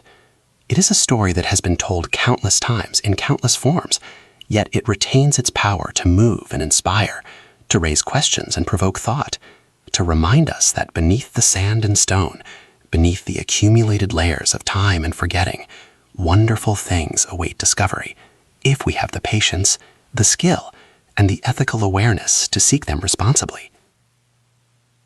Carter's legacy is not just the discovery of Tutankhamun's tomb, though that would be sufficient for any archaeologist's lifetime. His legacy is also the demonstration that systematic method, careful documentation, and patient perseverance can achieve results that passionate conviction alone cannot. It is the archive of photographs, drawings, and notes that continue to yield insights decades after the original excavation. It is the conservation techniques developed on site that have been refined and applied to countless other excavations. It is the example of how archaeology should be done, even if the circumstances under which he worked are no longer acceptable. And it is the wonder, the pure sense of wonder, that continues to inspire when we see the golden mask, the nested coffins, the throne, the chariots, and all the other wonderful things that emerged from darkness into light on that day in 1922. Wonderful things that connect us to our shared human past and remind us of the extraordinary achievements of ancient civilizations. The train lurched and clattered along the narrow gauge tracks, winding its way through the Urubam Valley as steep canyon walls rose on either side like the pages of an ancient stone book. Hiram Bingham III pressed his face close to the window, watching the sacred valley of the Incas unfold before him in the golden light of late July 1911. At 35 years old, he cut a striking figure, tall and athletic, with the confident bearing of someone born to privilege, but animated by genuine intellectual curiosity. His wire-rimmed spectacles gave him a scholarly appearance that contrasted with the sturdy expedition clothing he wore, mud-stained and practical. Seated across from him were his companions, Dr. Isaiah Bowman, a geographer, Kai Hendrickson, a Swedish engineer, and several Peruvian assistants who conversed quietly in Quechua, the language of the Inca descendants. Outside the rattling windows, the Urubamba River roared white and furious, swollen with snowmelt from the Andes peaks that towered invisibly in the clouds above. Bingham had come to Peru with a specific mission, to find Vilcabamba, the legendary lost city where the last Inca rulers had held out against Spanish conquest. He was not an archaeologist by training. His doctorate from Harvard was in Latin American history. But he possessed something perhaps more valuable for such an endeavor, an unshakable romantic vision of what might be found in these mountains, combined with the resources and connections to mount a proper expedition. His father-in-law was Alfreda Mitchell, heir to the Tiffany fortune, which provided financial backing that many trained archaeologists could only dream of. The Yale Peruvian expedition of 1911 was his creation, his chance to write himself into the annals of discovery alongside the great explorers he had admired since childhood. As the train passed through small villages where Quechua-speaking farmers watched impassively from their stone doorways, Bingham reviewed his notes, filled with references to Spanish colonial chronicles that spoke of Inca refuges hidden in the jungle-clad mountains. The year was still young, and already the expedition had faced setbacks, equipment lost, guides unreliable, trails washed out by seasonal rains. But Bingham's determination remained unshaken. Somewhere in these mountains lay the secrets of the Inca Empire, and he intended to be the man who revealed them to the world. The afternoon sun cast long shadows across the valley floor as the train finally pulled into the small station at Mondor Pampa, where Bingham and his team would disembark to begin the next leg of their journey on foot. The air smelled of eucalyptus and damp earth, mingled with wood smoke from cooking fires. Local farmers gathered around the station, curious about these foreign visitors with their strange equipment and obvious wealth. Among them was a farmer named Melchor Arteaga, a wiry man with weathered brown skin and eyes that held the accumulated knowledge of decades spent in these mountains. It was chance, or perhaps fate, that brought Bingham to speak with Ortega that evening at the small inn where the expedition stayed. Over glasses of chicha, the traditional corn beer, Bingham asked his perpetual question, did Ortega know of any ancient ruins in the area? The farmer paused, considering. There were many ruins in these mountains, he replied in Spanish. The ancestors had left their marks everywhere. But yes, there was one place, high above the river, where great walls of stone stood amid the forest. The place was called Machu Picchu, Old Peak, in Quechua, and it could be reached by a difficult trail. For one Peruvian sol, about 50 cents of American money, Ortega would guide them there. Bingham felt a familiar excitement building in his chest. Perhaps this was it, the lost city he had been searching for. He immediately agreed, and plans were made to attempt the climb the following morning, July 24, 1911, a date that would become immortalized in archaeological history, though not quite in the way Bingham would have preferred. The dawn broke cold and gray over the Urubam Valley, clouds obscuring the peaks above in a thick blanket of mist. Bingham rose early, his breath visible in the chill mountain air, and prepared his photographic equipment, a bulky but relatively modern camera capable of capturing the sharp images he would need for documentation. He wore sturdy boots and carried a walking stick, knowing from previous days that the terrain here was unforgiving. His companions from the expedition chose to remain at the camp that morning, finding the prospect of a difficult climb on uncertain evidence unappealing. Only Sergeant Carrasco, a Peruvian soldier assigned to the expedition as a guard, agreed to accompany Bingham and Ortega on what might prove to be a fool's errand. The three men set out after a simple breakfast of bread and coffee, following Ortega along a faint trail that paralleled the river. The roar of the Urubamba was constant, a white noise backdrop to their journey. The water below was brown and turbulent, fed by thousands of mountain streams and melting glaciers. To fall into that torrent would mean certain death, swept away toward the Amazon basin far to the east. After about an hour hiking, they reached a place where a primitive bridge of logs lashed together with vines crossed the river at a particularly narrow point. Bingham looked at the flimsy construction with considerable doubt, but Ortega crossed first, stepping confidently from log to log as the structure swayed and creaked. Bingham followed, trying not to look down at the churning water just feet below, each step a small act of faith. Sergeant Carrasco came last, and all three made it safely to the far bank, where the real climbing would begin. The trail, if it could be called that, was barely visible, more of an animal track than anything made by human hands. It switchbacked up the near-vertical mountainside through dense cloud forest, where every branch dripped with moisture and moss hung in thick curtains from the trees. Ortega moved quickly, his bare feet finding purchase where Bingham's boots slipped on whetstone. They climbed for nearly an hour, gaining what Bingham estimated was 1,500 feet in elevation, the altitude making his breath come short despite his excellent physical condition. Sweat soaked through his shirt despite the coolness of the air. His legs burned with the effort, and several times he paused to catch his breath, looking back down at the thread of Silver River far below, barely visible through the vegetation. Then the vegetation began to change. The wild tangle of cloud forest gave way to signs of human cultivation, terraces carved into the mountainside, though overgrown and long abandoned. Old stone walls appeared, precisely fitted in the distinctive Inca style that used no mortar, each stone shaped to nestle perfectly against its neighbors. Bingham's pulse buckled. These were not the rough walls of a minor site. This was sophisticated construction, speaking of substantial investment of labor and skill. They climbed higher, passing more terraces, some still bearing crops planted by the farmers Ortega had mentioned reared in the area. And then, quite suddenly, they emerged from the forest into a clearing, and Bingham stopped dead, his breath catching in his throat for reasons having nothing to do with altitude. Before him, rising in sublime majesty against a backdrop of cloud-wreathed mountains, stood a city of stone. Not the scattered ruins he had found at other sites, not the tumble walls picked over by centuries of treasure hunters, but an entire urban complex of such architectural sophistication and such remarkable preservation that for a moment he could only stare in stunned silence. Terraces cascaded down the mountainside in graceful curves, each retaining wall precisely aligned. Buildings stood substantially intact, their trapezoidal doorways and windows perfectly framed, their walls showing the unmistakable characteristics of the finest Inca masonry. The stone was granite, gray and gold in the diffuse light, every block fitted with such precision that a knife blade could not slip between them. Some of the larger structures featured the massive polygonal stonework that characterized the most important Inca buildings, each stone uniquely shaped into dozens of facets that locked together like an impossibly complex three-dimensional puzzle. Vines and moss covered many of the walls, and trees grew from what had once been plazas and courtyards, but the essential integrity of the site remained rare and keen. Bingham fumbled for his camera, his hands shaking slightly with excitement as he began to photograph the scene, knowing that his words alone would never capture what lay before him. The complex spread across a narrow radius of 2 feet, with a sheer pinnacle of Wyoming region rising like a sentiment in the north, the summit still hidden in clouds, and to the south from the side of the to the south. The city occupied a saddle between these two mountains, with such strategic perfection As Bingham began to explore, moving from building to building in a daze of discovery, Arteaga introduced him to the local farmers who indeed lived at the site. A farmer named Richarte and his family had built a small house among the ruins, cultivating crops on some of the ancient terraces. They greeted Bingham with the cautious courtesy that Andean people traditionally showed to strangers. Through Arteaga's translation, Bingham learned that yes, they knew of these ruins. They lived among them after all. The site was not unknown to locals, though neither was it widely visited. The difficult access and the region's reputation for snakes and other dangers kept most people away. The farmers had discovered that the ancient terraces, built by the Incas with sophisticated drainage systems, were excellent for growing maize and potatoes. For them, Machu Picchu was not a lost city, but simply the old buildings where they happened to make their living. This information did not diminish Bingham's excitement, though it complicated the narrative of discovery he was already constructing in his mind. Over the following hours, he systematically photographed the site, documenting the major structures and beginning the work of mapping the complex. He found a series of elite residential buildings with distinctive three-sided windows that seemed designed to frame particular views of the surrounding mountains.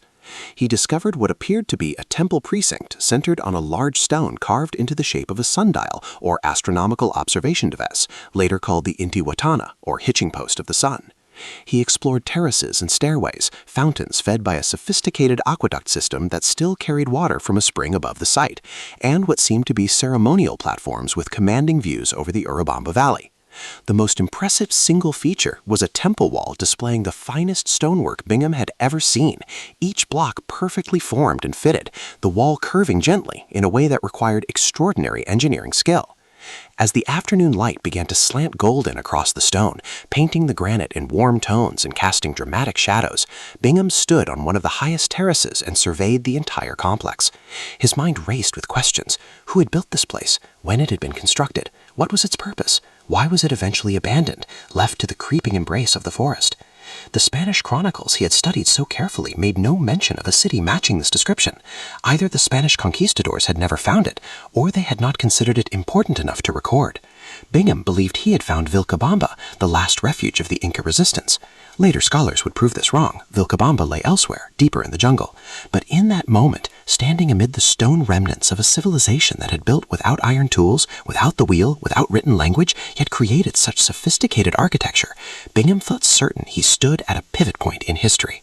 He was a man between two eras, before, when Machu Picchu slept in relative obscurity, known only to local farmers and the occasional traveler, and after, when the world would know of this place and recognize it as one of humanity's great achievements.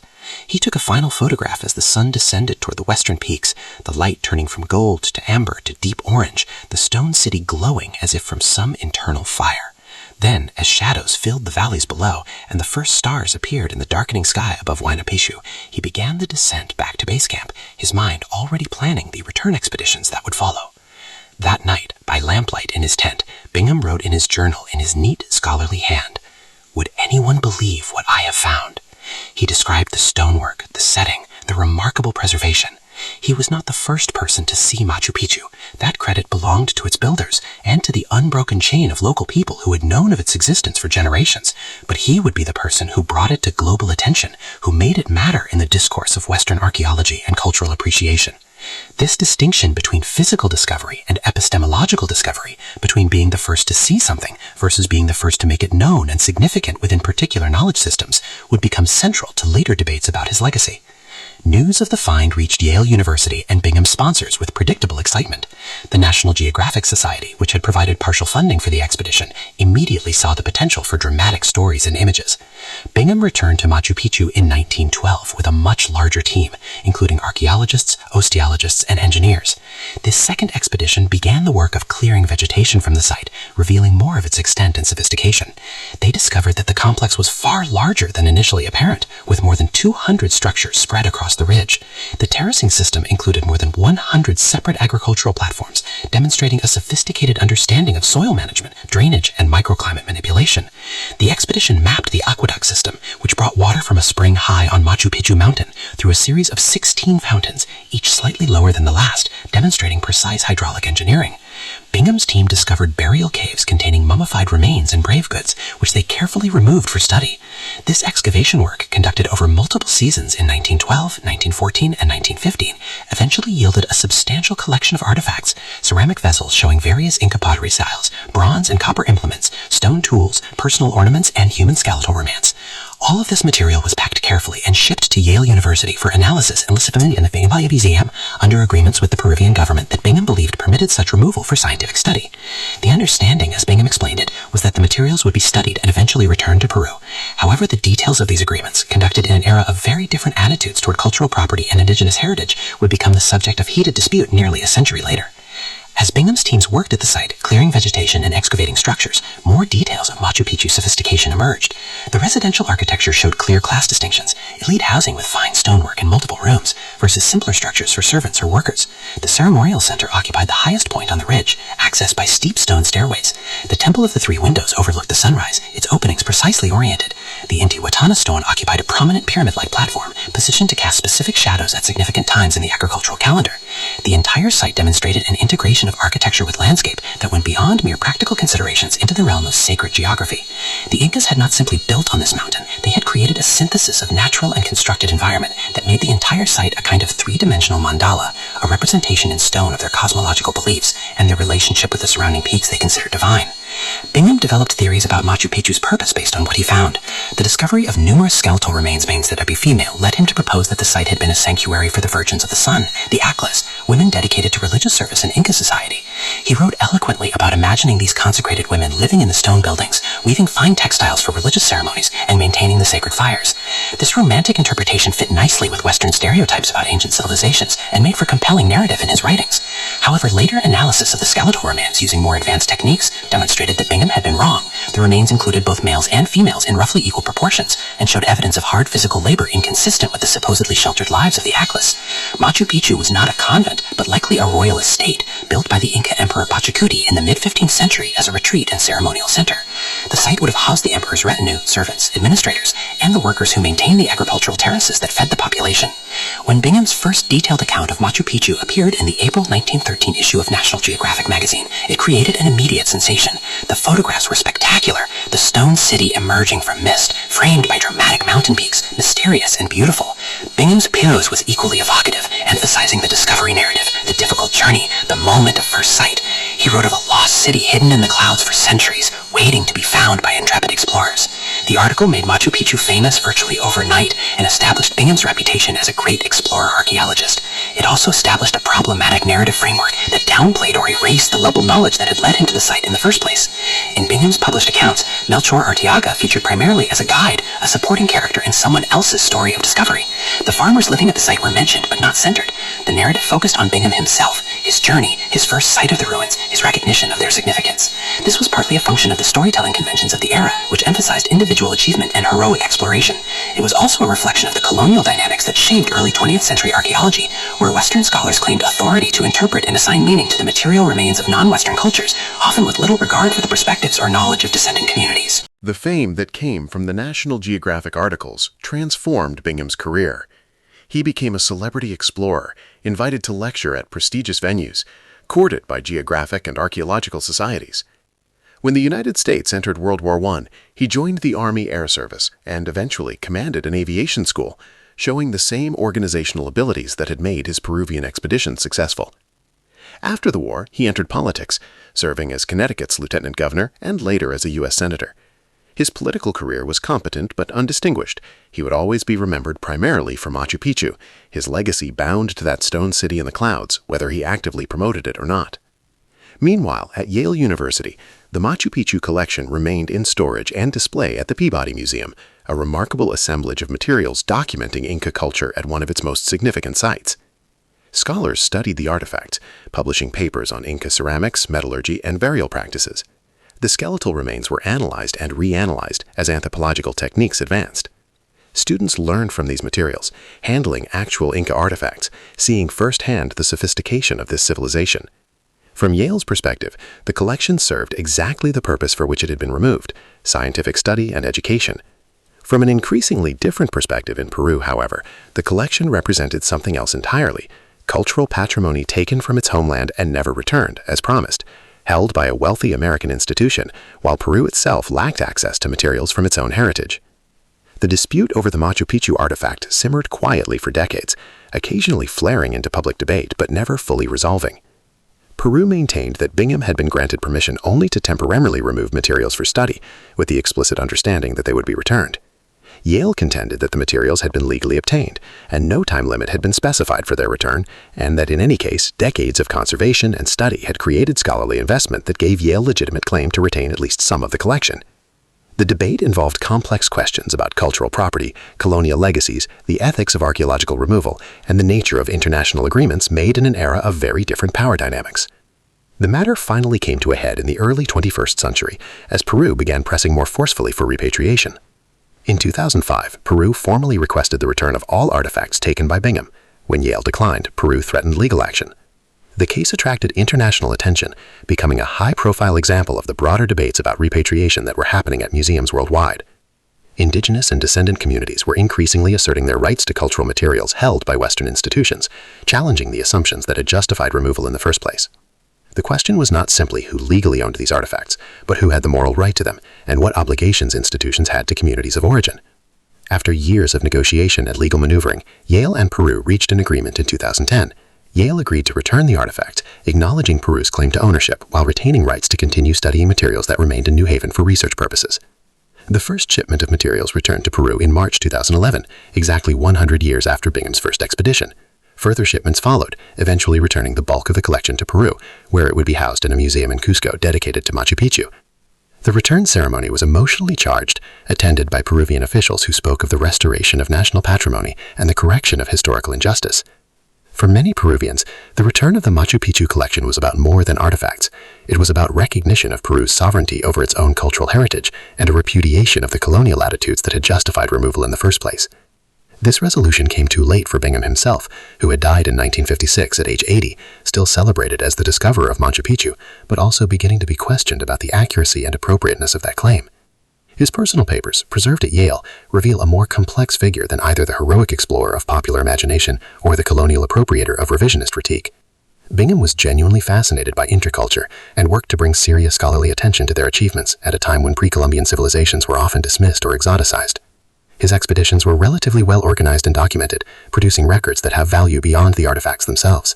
His photographs of Machu Picchu, while romanticized, also preserve details of the site's condition before modern tourism and reconstruction work altered its appearance. Yet he also operated within frameworks of privilege and colonial attitude that led him to claim discovery of a site that local people already knew, to remove cultural materials under dubious agreements, and to construct narratives that centered himself while marginalizing the indigenous and local knowledge that made his work possible. Machu Picchu itself has become one of the world's most iconic archaeological sites, attracting millions of visitors annually and serving as a powerful symbol of Inca achievement.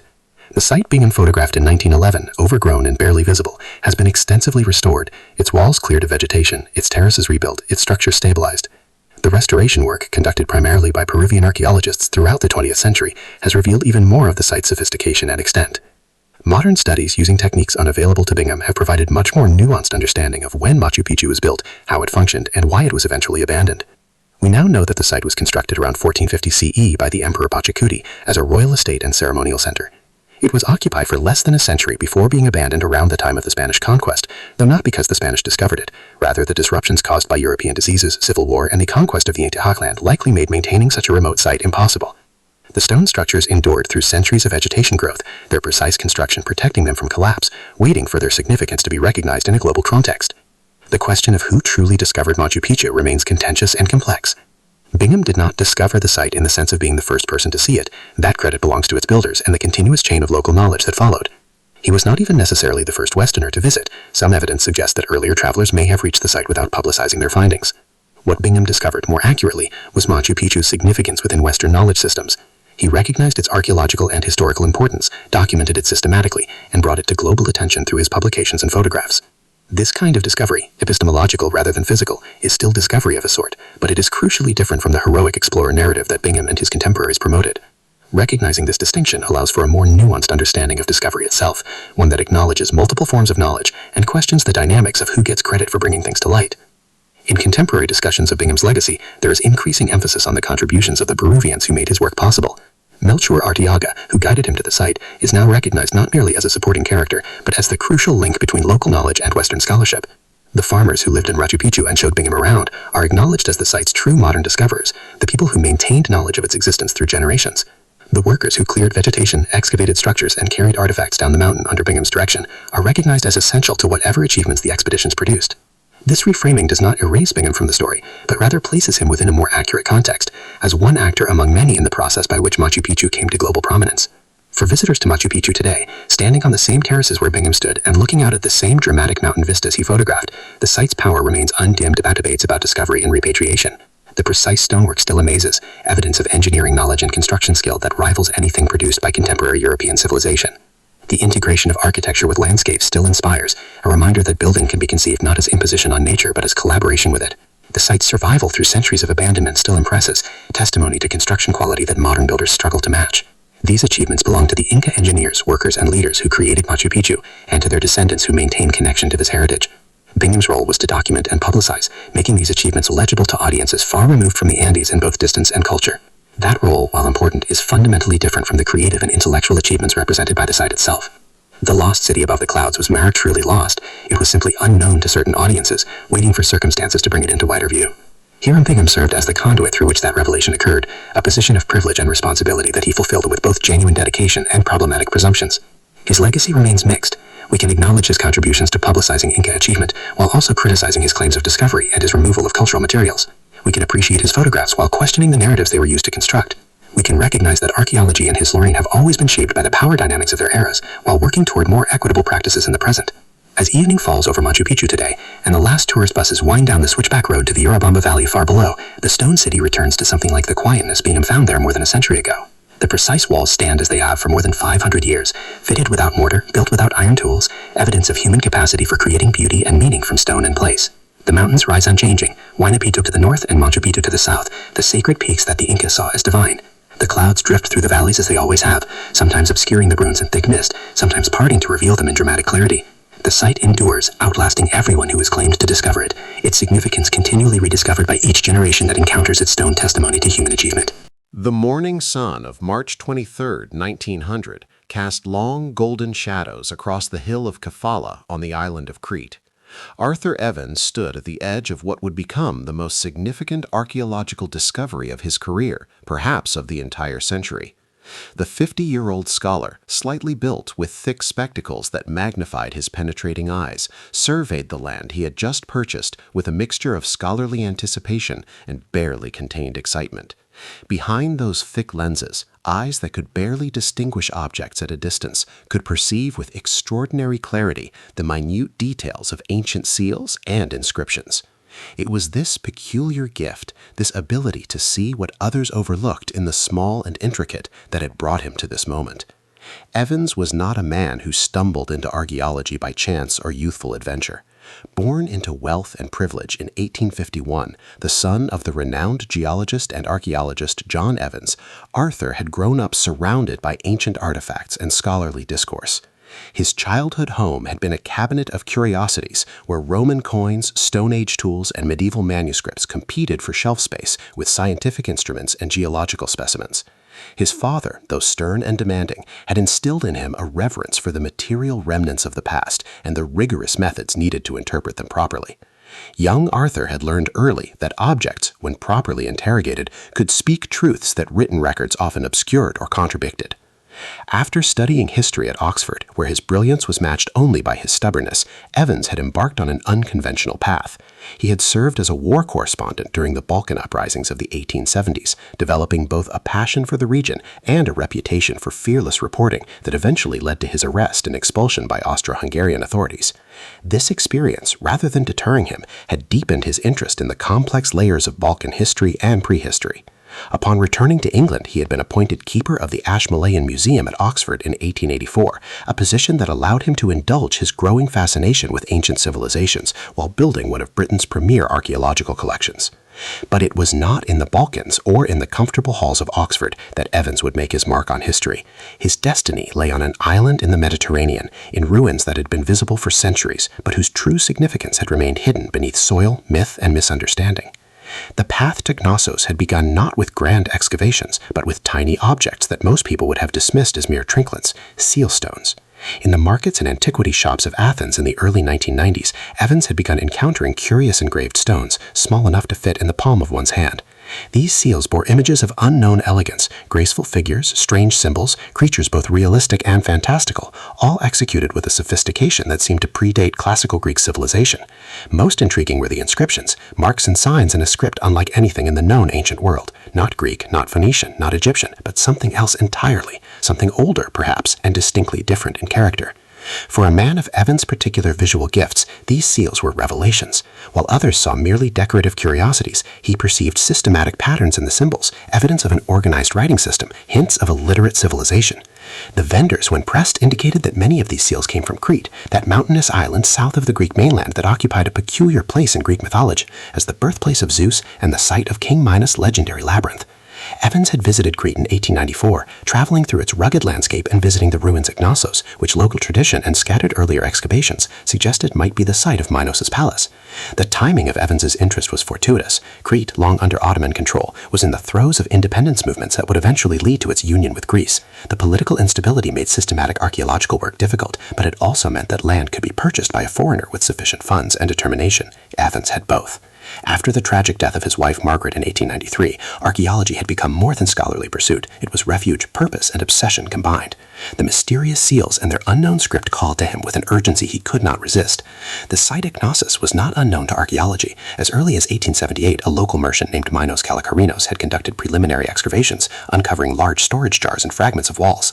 Heinrich Schliemann himself, the excavator of Troy and Mycenae, had attempted to purchase the site in 1889, but negotiations had broken down over price disputes with the Turkish landowners. When Schliemann died in 1800, his plans for Knossos died with him. Evans, arriving in the mid-1990s with growing conviction that this site held a key to his sealstone's mystery, proved more persistent and ultimately more successful in navigating the complex map of land ownership, local politics, and Austro-Hungarian bureaucracy. By March 1900, with Crete now under international administration following the Greco-Turkish War, Evans had finally secured ownership of the site. He arrived with financial backing from the Cretan Exploration Fund, which he had helped establish, and with the authority to conduct excavations on a scale that would dwarf all previous work at Knossos. He hired a local overseer, hired Duncan Mackenzie, an experienced archaeologist who had worked at Philokopi, as his assistant, and assembled a workforce of local Cretans who would do the actual digging under scholarly supervision. The stage was set for what would become a 30-year excavation campaign that would revolutionize understanding of European prehistory.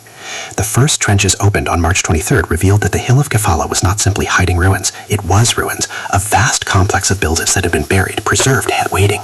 Within days, Evans and his team began uncovering walls of dressed stone, plastered surfaces bearing traces of vivid paint, and pottery of a style and quality that immediately signaled a sophisticated civilization. The sheer scale of the complex became apparent with remarkable speed. This was no modest palace or fortress, but a sprawling architectural achievement covering several acres, with multiple stories, complex room arrangements, and evidence of advanced engineering. Evans worked with feverish energy, driven by the intoxicating realization that he stood on the threshold of a major discovery. Each day brought new revelations. Corridors led to chambers, chambers opened into courtyards, courtyards connected to storerooms filled with massive pottery jars, pithoi, that stood taller than a man.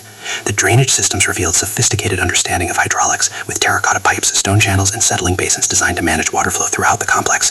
Staircases suggested multiple stories. The quantity and quality of the painted plaster fragments indicated that virtually every wall had been decorated with colorful frescoes depicting scenes of life, ritual, and nature.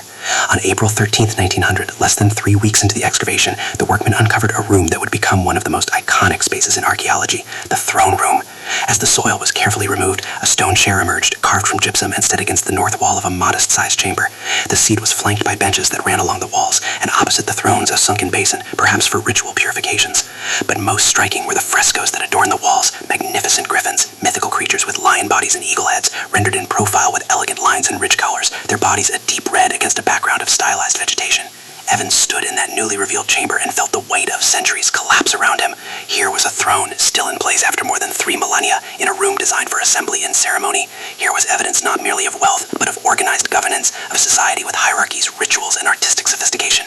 The griffins, creatures that existed at the boundary between the natural and supernatural worlds, suggested religious or royal symbolism of considerable complexity. This was not the work of primitives or tribal chieftains, but of a civilization that could rival anything in the contemporary ancient Near East. As spring turned to summer in that first season of excavation, the true magnitude of the site revealed itself. The palace, for Evans was now certain that this was indeed a palace complex, covered an area of approximately 20,000 square meters. Its layout was bewilderingly complex, with wings extending in multiple directions from a large central courtyard, multiple levels connected by staircases and corridors, as specialized areas that suggested different functions, storage magazines with their rows of pithoi, residential quarters with more intimate decorations, ceremonial spaces with elaborate architectural features, and workshops where craftsmen had produced pottery, stone vessels, and perhaps the very seal stones that first captured Evans's imagination. The frescoes emerged from the earthen fragments, tantalizing pieces of a pictorial program that had once covered vast wall surfaces. Unlike the static, formal art of Egypt or the Near East, these paintings pulsed with movement and life. There were scenes of nature, flowers, plants, animals, rendered with an observational accuracy that spoke of artists who work from life rather than convention. There were human figures engaged in activities both mundane and mysterious, processions, rituals, athletic competitions. And there, among the most dramatic of all the discoveries, were the bull-leaping scenes. The Dorador fresco, as it came to be known, depicted young athletes, both male and female, distinguished by the artistic convention of different skin tones, performing an apparently impossible feat, grasping the horns of a charging bull and somersaulting over its back. The dynamism of the composition, the anatomical accuracy of both human and animal figures, and the technical skill of the execution all testamented artistic mastery of the highest order. Thus reached an phallic botanic iniquities, of whose it promised neither their slight comparison to the painting carried over the nor all of the phenomenon that promised the Lord's White House.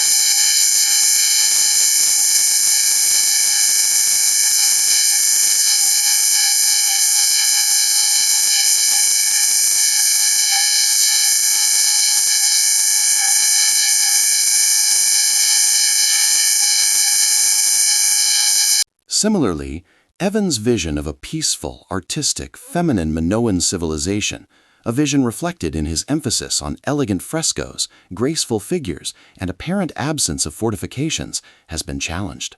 Evidence of weapons, violent destruction layers, and martial imagery suggests that Minoan civilization was not as uniformly peaceful as Evans imagined.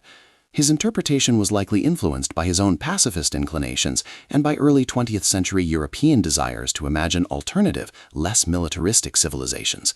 The Minoans emerged from recent scholarship as more complex, more varied, and perhaps more violent than Evans' reconstruction suggested. The relationship between Minoan Crete and Mycenaean Greece, the late Bronze Age civilization of the Greek mainland, also became a subject of intense scholarly debate.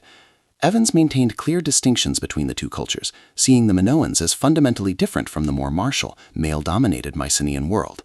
But the decipherment of Linear B as Greek and evidence of Mycenaean presence on Crete in the later Bronze Age suggested more complex interactions. Did Mycenaeans conquer Crete? Did they gradually infiltrate and eventually dominate the island?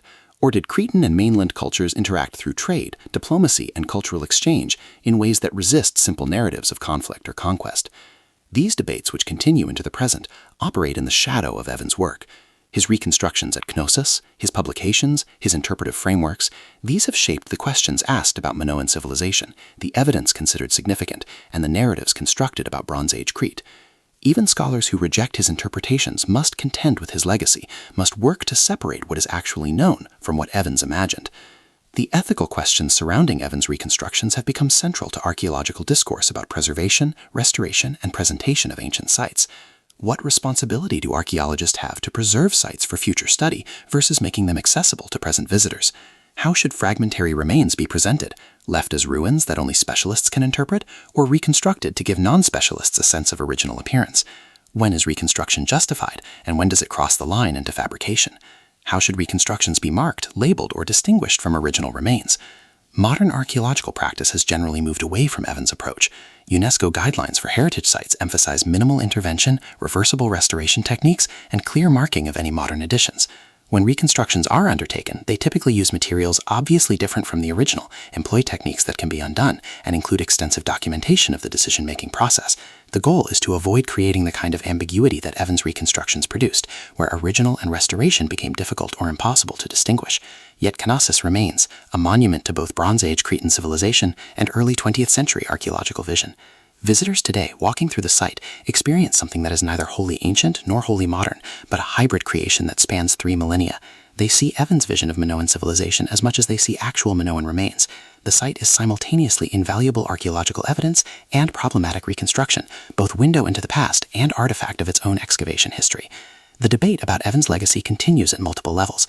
For the general public and for Crete's tourism industry, Evans remains a hero, the man who put Crete on the archaeological map, who revealed a glorious ancient civilization and made it accessible to millions of visitors.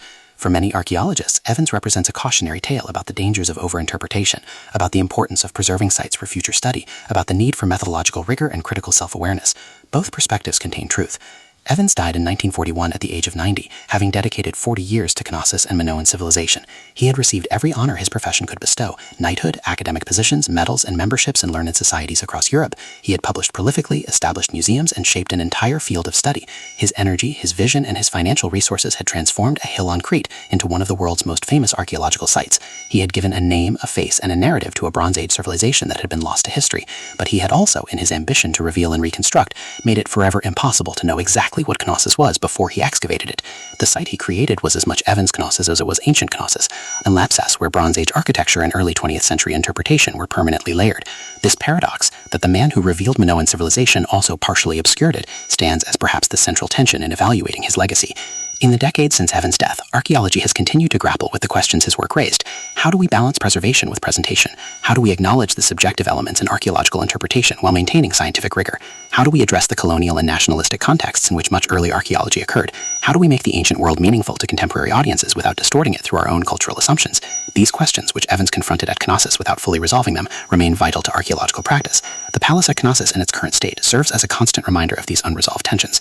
It is one of the most visited archaeological sites in Greece, drawing hundreds of thousands of visitors each year who come to experience Minoan civilization. What they experience, however, is filtered through Evans' reconstructions, his interpretations, his aesthetic choices. The site educates and inspires, but it also potentially misleads, presenting as fact what in some cases are speculative reconstructions. This dual nature, simultaneously revealing and obscuring, educational and problematic, captures the essential paradox of Evans' achievement. Modern visitors to Knossos encounter this paradox immediately.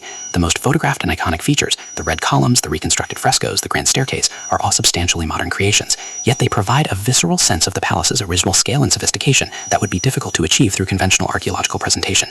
Walking through the site, one can imagine processions moving through corridors, ceremonies conducted in courtyards, administrators recording palace business on clay tablets and linear B-script. The reconstructions make imagination easier, make the connection to the ancient world more immediate, but this ease and immediacy come at a cost. The visitor may not realize how much of what they see is reconstruction rather than original. They may absorb Evans' interpretations of palace function, of Minoan society, of religious practices as established fact rather than scholarly hypothesis. They may leave with a specific image of Minoan civilization that reflects as much about Edwardian Britain as about Bronze Age Crete. The site, in short, is not a neutral window into the past, but a constructed narrative shaped by the particular circumstances of its excavation and the specific vision of its excavator. Contemporary archaeological management at Knossos faces the challenge of addressing these issues while preserving the site and serving its hundreds of thousands of annual visitors. Recent approaches have included better signage that distinguishes original from reconstructed elements, visitor-centered displays that explain the excavation and reconstruction history, and scholarly programs that critically examine Evans' methods and interpretations. The goal is to add interpretive layers that contextualize what visitors see, that make them aware of the site's complex historiography without diminishing its power to evoke the ancient world. This effort reflects broader trends in heritage management and museum studies towards transparency about how knowledge is constructed, about the role of interpretation in presenting the past, about the ways that contemporary values and assumptions shape our understanding of ancient cultures. Evans, working in an era when such kreatsnas för kulturfläsartalen archaeology, would likely have resisted some of these approaches. He believed firmly in his interpretations, in his ability to reconstruct Minoan civilization accurately from fragmentary evidence. His confidence was both strength and weakness. It enabled his monumental achievements, but also blinded him to the limits of his knowledge and the assumptions embedded in his methods. The seal stones that first drew Evans to Gnosis remain in some ways the perfect symbol for his career. These tiny objects, easily overlooked, contained whole worlds of information for someone with the right kind of vision to perceive it. Evans possessed that vision, the ability to see significance in small things, to recognize patterns, to imagine the larger context from which fragments came. But his vision, like all human perception, was shaped by what he already believed, by what he expected to find, by the cultural fragments in which he operated. The Minoan civilization he revealed was real, but it was also partly a reflection of himself, his era, and his particular way of seeing. The bull-leaping frescoes, among the most famous images from Knossos, illustrate this interplay between discovery and interpretation. The fragmentary frescoes that Evans found did indeed depict humans and bulls in dynamic interaction. The artistic skill was undeniably ancient and impressive, but the complete images that visitors now see in the Heraclean Archaeological Museum, where the original frescoes are displayed, and in the reconstructions at Gnosis, required substantial restoration and extrapolation. The positions of figures, the details of anatomy and costume, the background elements, many of these involve educated guesses, artistic reconstruction, and interpretive decisions. Did ancient Minoans actually perform bull leaping as depicted? How common was this activity? Was it religious ritual, athletic competition, or something else entirely? What did it mean within Minoan culture? These questions cannot be definitively answered from the fragmentary visual elements alone. Evans interpreted boated bully panics into Minoan culture, connecting it to Greek myths about bulls in Crete, seeing in it evidence of a ritual or sport unique to the civilization. His interpretation has been widely accepted, but it remains an interpretation, not an established fact. Other scholars have suggested alternative understandings, that the scenes are symbolic rather than documentary, that they represent mythological rather than actual events, that they have meanings we cannot recover without textual evidence. This uncertainty, this space between what is known and what is interpreted, characterizes much of what we think we understand about Minoan civilization. Evans brilliantly demonstrated that a sophisticated Bronze Age culture existed on Crete before classical Greece. He established its chronology, excavated its material culture, and revealed its artistic achievements. But the larger questions about Minoan society, its political organization, religious beliefs, social structure, gender relations, ethnic composition, linguistic identity, remain matters of ongoing scholarly debate, precisely because so much of the evidence is ambiguous, fragmentary, and open to multiple interpretations. The decipherment of Linear B in 1952 by Michael Ventris and John Chadwick represented both vindication and revision of Evans' work. It confirmed that the palace at Knossos had been a center of literacy and administration, that written records had been maintained for financial and political purposes, but it also revealed that the language of Linear B was Greek, suggesting that during the palace's final period, Greek speakers had controlled or at least influenced the administration. This complicated Evans' vision of a distinctly non-Greek Minoan civilization. It raised new questions about the relationship between Cretans and mainlanders, about cultural continuity change, about the mechanisms of cultural interaction in the Bronze Age again. Evans did not live to see this decipherment, died in 1941 when Britain was at war and archaeological research had largely ceased. One wonders how he would have responded to the revelation that Linear B recorded Greek. Would he have modified his interpretations of Minoan civilization? Would he have acknowledged Lewy's vision of a distinct, isolated Cretan culture needed revision? Or would he have defended his original views, arguing that even ghost speakers at Gnosis operate within a fundamentally Minoan cultural framework? Given his personality, stubborn, convinced of his own insights, resistant to criticism, he might well have resisted the implications of the decipherment. The broader legacy of Evans' work extends beyond Benas to six-handed questions about how cultural interaction, about theology and constructive functionality, about obsolescence of caste,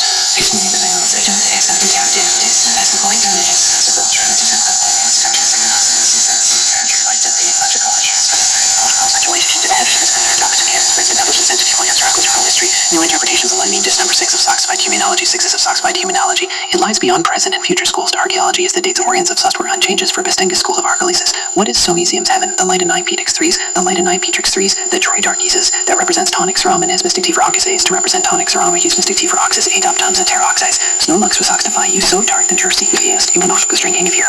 Median sounds for wax and ivory istis, sort by romostatic atom and is Islamic meter column, 4,6 oxydes.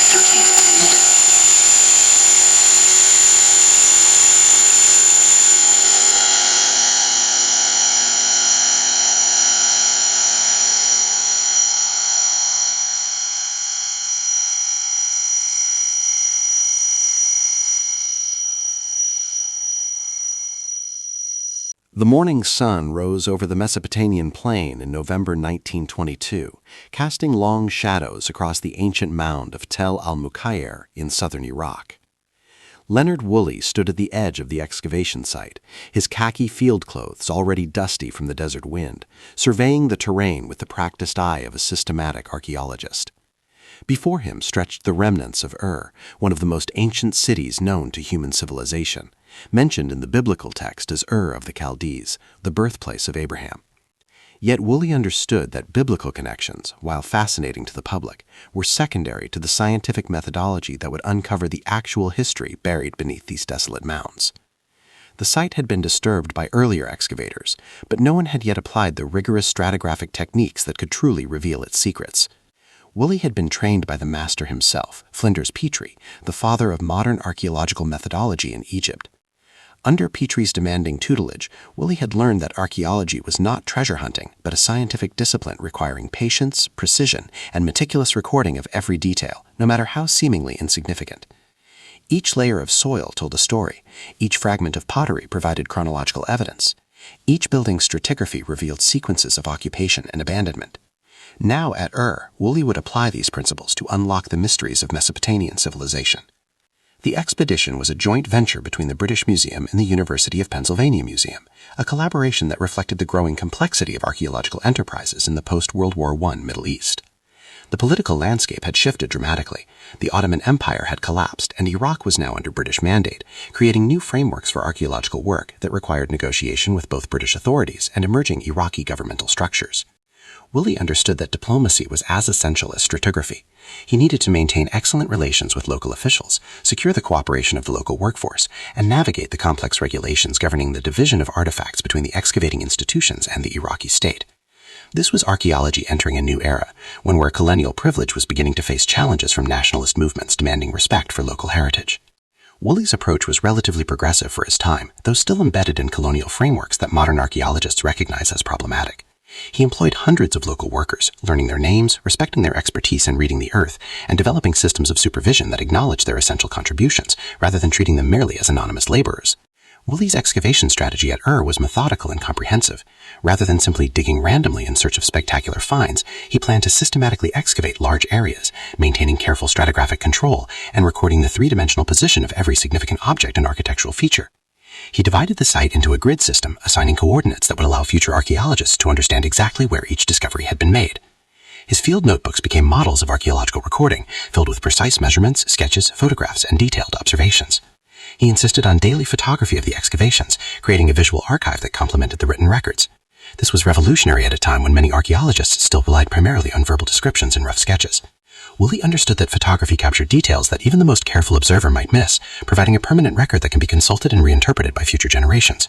He employed a professional photographer and established a field darkroom where images could be developed immediately, allowing problems to be identified and corrected before excavation progressed further. The initial seasons at focused on establishing the site's chronological sequence and mapping its major architectural features. The massive ziggurat dominated the landscape, its mud brick structure rising in stages toward the heavens, a physical manifestation of the Mesopotamian worldview that connected Earth to the divine realm. Woolley's team carefully excavated the ziggurat's foundations, revealing construction techniques and identifying multiple phases of building and rebuilding. They uncovered temples, administrative buildings, and residential quarters, creating a comprehensive picture of urban life in ancient Mesopotamia. But it was in 1926 that the excavation took a dramatic turn. Workers uncovered the first hints of what would prove to be one of archaeology's most spectacular discoveries, the Royal Cemetery of dating to approximately 2600 BCE during the early Dynastic III period. The initial finds were tantalizing but fragmentary, enough to suggest extraordinary wealth but not yet revealing the full extent of what lay beneath the soil. Woolley approached the cemetery's excavation with extreme caution. He recognized immediately that this was no ordinary burial ground. The presence of gold objects, lava stagellite, carnelian, and other precious materials indicated burials of extraordinary status.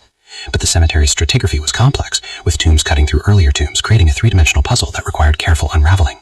Woolley implemented an even more rigorous recording system, creating detailed plans that show the relationship between different burials and their relative chronology. Each tomb was assigned a number, and every object within it was catalogued with precise three-dimensional coordinates. The excavation proceeded slowly, with workers trained to recognize even the slightest changes in soil color or texture that might indicate a tomb shaft or burial chamber. Woolley had learned from Petrie that the most significant archaeological information often came not from spectacular objects, but from careful observation of context, the spatial relationships that revealed how people had lived, worked, and understood out of death. The first intact royal tomb was discovered in December 1927, designated PG 789 in Woolley's systematic cataloging. The excavation of this tomb demonstrated his meticulous methodology at its finest. Workers carefully removed soil layer by layer, exposing a stone-lined chamber that had been roofed with beams long since collapsed. As they worked downward, glints of gold began to appear through the soil. Woolley immediately halted excavation and summoned his most skilled workers and his wife Catherine, who served as the expedition's de facto archaeological illustrator and recorder. Catherine Woolley's role deserves particular emphasis, as she was far more than the expedition leader's spouse. She was an accomplished artist and observer whose sketches and watercolor reconstructions of the tombs as they were discovered provided invaluable documentation. In an era when women's contributions to archaeology were often dismissed or credited to their husbands, Catherine maintained her own professional identity, though her work was frequently overshadowed by Leonard's publications. Together, the Woolleys developed a technique for excavating the delicate tomb contents. Rather than immediately removing objects, they first carefully exposed them in place, photographing and drawing their exact positions. This positional information was crucial because it revealed how the tomb had been arranged during the burial ceremony. They discovered that the tomb chamber contained a wooden bier on which the body had been placed, though the wood had long since decayed, leaving only soil stains in the positions of metal fittings. The body was adorned with elaborate gold jewelry, a headdress of gold leaves, gold earrings, multiple necklaces of golden lapis lazuli beads, and a gold dagger at the waist. Surrounding the body were vessels of gold, silver, and copper containing offerings for the afterlife. But most spectacular was a collection of cylinder seals made from precious stones, each carved with intricate mythological scenes that provided insights into Sumerian religious beliefs. The excavation of these delicate objects presented enormous technical challenges. The gold, though a stable metal, was often crushed and distorted by the weight of soil about it. Lapis lazuli beads were held together only by the decay remains of their original thread, invisible to the naked eye. Shell and bone components are left acting and would crumble at the slightest touch. Woolley developed innovative conservation techniques to address these problems. He used liquid paraffin wax to consolidate fragile materials, carefully heating the wax and allowing it to penetrate and stabilize decayed organics. For particularly delicate objects, he developed a plaster casting technique. After carefully exposing an object and recording its position, he would pour liquid plaster around and over it, creating a protective jacket. Once the plaster hardened, the entire block could be removed from the ground and transported to the expedition workroom, where it could be excavated under controlled conditions with proper tools and lighting. This technique, now standard in archaeology, was revolutionary in the 1920s and demonstrated Woolley's commitment to preservation and scientific methodology. But PG-789, spectacular as it was, proved to be merely the prelude to discoveries of far greater significance and disturbing implications. In January 1928, workers uncovered what became known as the Great Death Pit, designated PG-1237 in Woolley's catalog. As excavation proceeded, it became clear that this was not a simple tomb, but something unprecedented in Mesopotamian archaeology. The workers first encountered a sloping ramp descending into the earth. Along this ramp, carefully arranged in rows, were the bodies of dozens of individuals, each accompanied by valuable grave goods.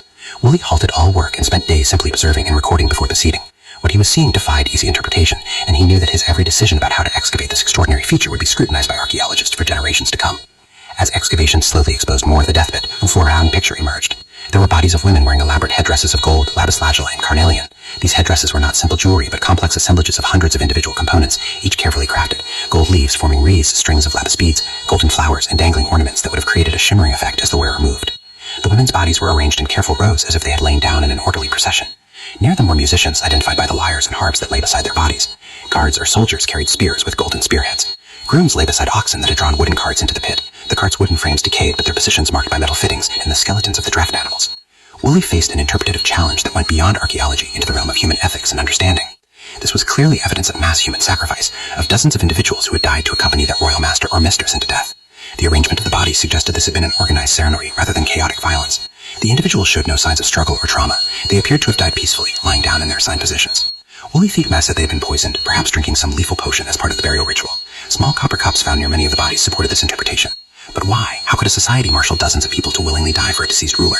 What religious beliefs or social structures made such sacrifice acceptable or even honorable? The excavation of the death pits required extraordinary care and patience. Each body's position had to be precisely recorded before removal. The elaborate headdresses and many soil weight had to be excavated bead by bead, with workers noting the position of each component so that conservators could later reconstruct the original design. Catherine Woolley's role spent weeks sketching the bodies as they lay, creating a visual archive that complemented the photographs and measured drawings. The emotional toll of this work was significant. These were not abstract archaeological data points, but individual human beings whose lives have ended in this pit. The excavators could see the care with which the headdresses had been arranged, suggesting these women had been valued members of the royal household, not despised slaves. This made the evidence of sacrifice more disturbing, not less. Woolley excavated multiple death pits over several seasons, each revealing variations on the same terrible theme. Some pits contained more than 70 individuals. The largest and most elaborate, designated PG-1237, became known as the Great Death Pit and contained 68 women and 6 men, along with 2 oxen-drawn wagons. The careful arrangement and rich grave goods suggested this was not a punishment but an honor, that these individuals had volunteered or been selected for the privilege of accompanying royalty into the afterlife. This interpretation is controversial and has been debated by archaeologists ever since. Some scholars argue that evidence of trauma might have been invisible to 19th race excavation techniques, that the individuals might have been rendered unconscious before burial, rather than willingly dying. Others point to the social coercion inherent in hierarchical societies, where volunteering might not have been truly voluntary, but rather the only acceptable choice for individuals whose identity and livelihood were entirely dependent on the royal household. Among the spectacular objects recovered from the royal cemetery, several stand out for their artistic achievement and historical significance. The Stamford of Ur, discovered in one of the tombs, is perhaps the most famous. This trapezoidal box, approximately 20 inches long, was decorated on all sides with intricate mosaic scenes made from shell, red limestone, and lapis lazuli set into bitumen. The 2 main panels depicted war and peace, showing the king and his army in battle on one side and enjoying a victory feast on the other. The craftsmanship was extraordinary, with hundreds of individual pieces carefully cut in place to create narrative scenes, showing soldiers, chariots, prisoners, musicians, and banquet attendees. The standard's original function remains debated, but Woolley believed it could have been carried on a pole during ceremonial processions. The excavation of the standard of Ur demonstrated excavation techniques are their finest, most refined. Once first discovered, the object was completely crushed, reduced to a pile of shell fragments, lapis pieces, and bitumen in the soil. Unless careful archaeologists might have simply collected the fragments as loose finds, losing forever the evidence of how they had been arranged. But Woolley recognized the potential importance of what he was seeing. He carefully exposed the crushed remains, photographing them in place. He then applied his plaster casting technique, creating a block that could be removed intact. In the expedition workroom, conservators spent months carefully excavating the block, revealing and documenting each fragment's position.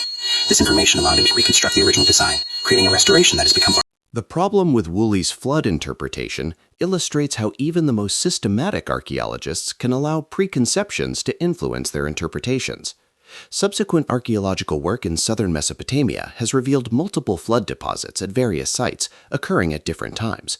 These reflect the Tigris and Euphrates rivers' natural flooding patterns, which could indeed inundate cities, but were localized rather than universal events. Moreover, Mesopotamian literature contains multiple flood narratives, most famously the flood story in the Epic of Gilgamesh, which likely influenced the biblical flood narrative rather than vice versa. Woolley's biblical interpretation reveals the continuing influence of Western religious traditions on early 20th century archaeology, even among scholars committed to scientific methodology. He wanted to find Noah's flood, and when he encountered a flood deposit, he interpreted it through that lens, rather than considering alternative explanations. Despite this interpretative misstep, Woolley's overall contribution to Mesopotamian archaeology remains immense. His meticulous excavation techniques set new standards for the field.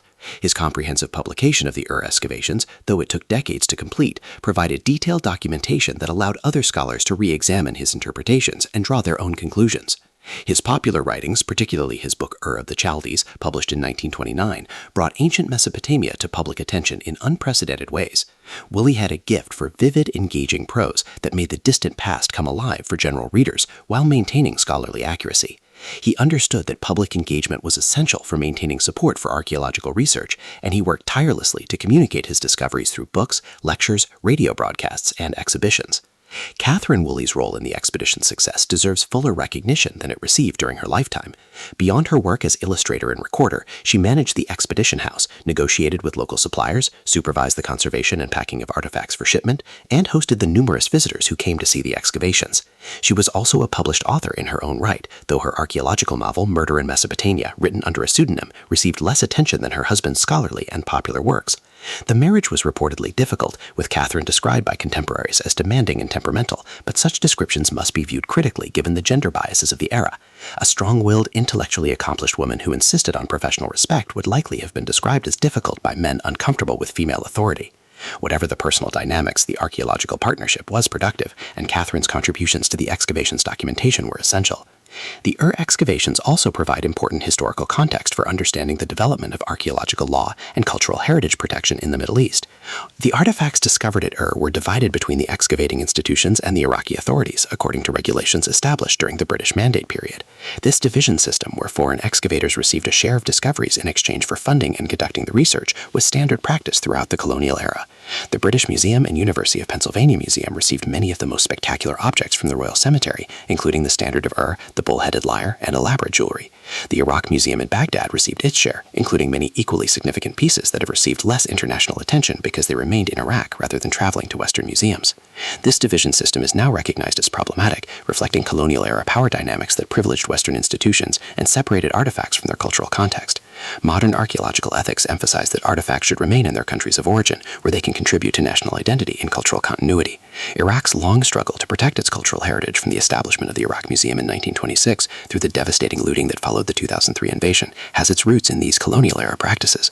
Many Iraqis understandably resent that some of their most spectacular cultural treasures reside in London and Philadelphia rather than Baghdad. This resentment is compounded by the fact that the Iraq Museum's collections, including many Royal Cemetery artifacts, suffered damage and theft during periods of conflict and instability. Woolley's relationship with his Iraqi workforce provides another lens through which to examine the colonial dynamics of archaeological practice. Unlike some of his contemporaries who treated local workers purely as manual labor, Woolley recognized that experienced excavation workers developed skills and knowledge that were essential to success. He employed the same crew season after season, creating a body of experienced archaeologists who understood stratigraphic excavation, conservation techniques, and recording procedures. He learned Arabic and insisted that his supervisors do the same, facilitating communication and demonstrating respect for local culture. He paid fair wages by the standards of the time and provided medical care for workers injured on the expedition. These practices, progressive for the 1920s, still operated within a fundamentally colonial framework, where Western archaeologists directed the work and claimed intellectual ownership of discoveries, while local workers provided skilled labor without receiving credit as archaeological professionals. Several of Woolley's Iraqi workers went on to become important figures in Iraqi archaeology, including Fuad Safar, who later directed major excavations and served in the Iraq Department of Antiquities. This represents one positive legacy of the excavations, the training of local archaeologists who could eventually take control of their own heritage. However, this transfer of expertise was incomplete and has been disrupted repeatedly by political instability, economic sanctions, and conflict. Iraqi archaeology has struggled to maintain continuity and resources, making international collaboration essential, but also raising questions about who controls Iraqi heritage and how it is interpreted. The scientific impact of Woolley's her excavations extended far beyond the spectacular objects that captured public imagination. His systematic documentation of stratigraphy allowed him to establish a detailed chronological framework for southern Mesopotamian civilization from the Ubaid period for the Neo-Babylonian era. This chronology became the foundation for understanding Sumerian civilization's development and its relationship to later Akkadian, Babylonian, and Assyrian cultures. The thousands of cuneiform tablets recovered from various periods provided primary source material for understanding ancient Mesopotamian economy, administration, law, and religion. Woolley's excavation of residential quarters revealed how ordinary people lived, what they ate, what tools they used, and how houses were constructed and maintained. This attention to daily life was relatively unusual for an era when many archaeologists focused primarily on monumental architecture and spectacular artifacts. The royal cemetery's evidence of human sacrifice sparked scholarly debates that continue today. How did Sumerian religion and social organizations support such practices? Were the sacrificial victims slaves, servants, or family members? Did they go willingly, believing in the afterlife and their essential role in serving the deceased, or were they coerced through social pressure, religious indoctrination, or outright force? Woolley believed the evidence supported willing sacrifice, noting the lack of trauma on the bodies and the orderly arrangement suggesting cooperative participation. More recent scholars have questioned this interpretation, arguing that absence of visible trauma doesn't prove consent, especially given the limitations of 1920s forensic analysis. Some have suggested the victims were drugged unconscious before the tomb was sealed, allowing them to die of suffocation without awareness or struggle. Others emphasize the coercive nature of hierarchical societies, where individuals' choices were constrained by social expectations and economic dependence. Comparative anthropology provides context for understanding human sacrifice in ancient Ur. Many ancient civilizations practiced some form of sacrificial killing, from the retainer sacrifices in Shang Dynasty China and ancient Egypt to human sacrifices of Mesoamerican cultures.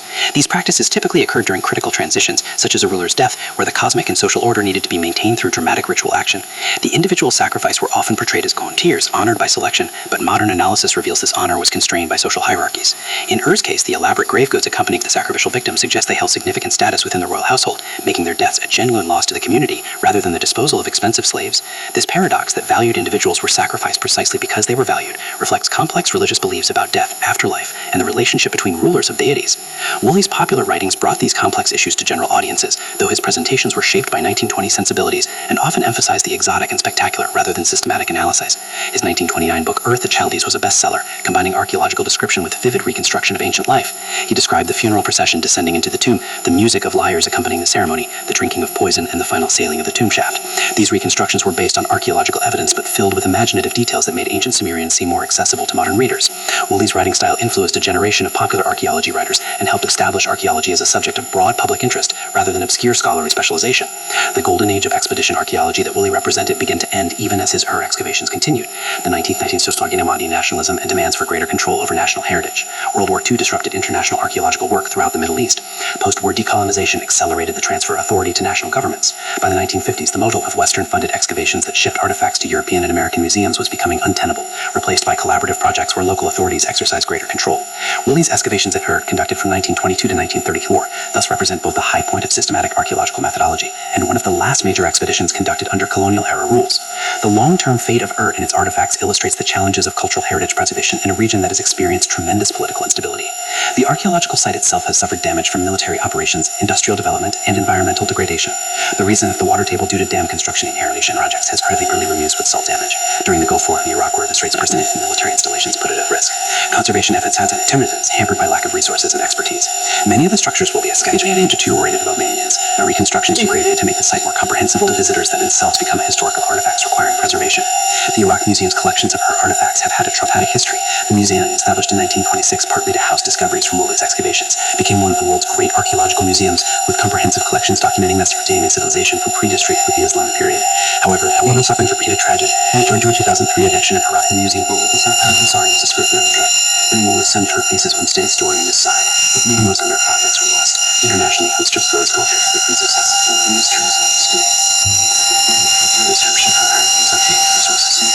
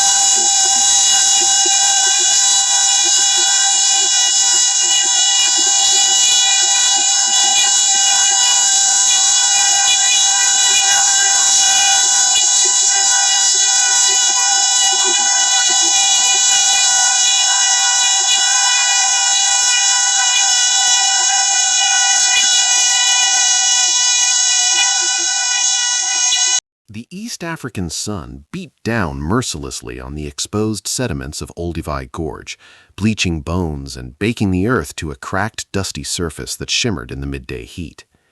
Mary Leakey moved methodically across the ancient landscape, her eyes scanning the eroding cliff faces with a practiced intensity developed over decades of searching. It was July 17, 1959, and this day would change everything, not just for Mary, but for humanity's understanding of its own origins. Somewhere in these layered deposits, buried for nearly 2 million years, lay evidence of ancestors so ancient they seemed to belong more to mythology than history. But Mary Leakey dealt in evidence, not myths. She dealt in fragments of bone and chipped stone, in the patient reconstruction of stories written in sediment and preserved in volcanic ash. This was her domain, carved from years of persistence that would have broken lesser spirits, and on this particular morning, persistence was about to yield its most spectacular reward.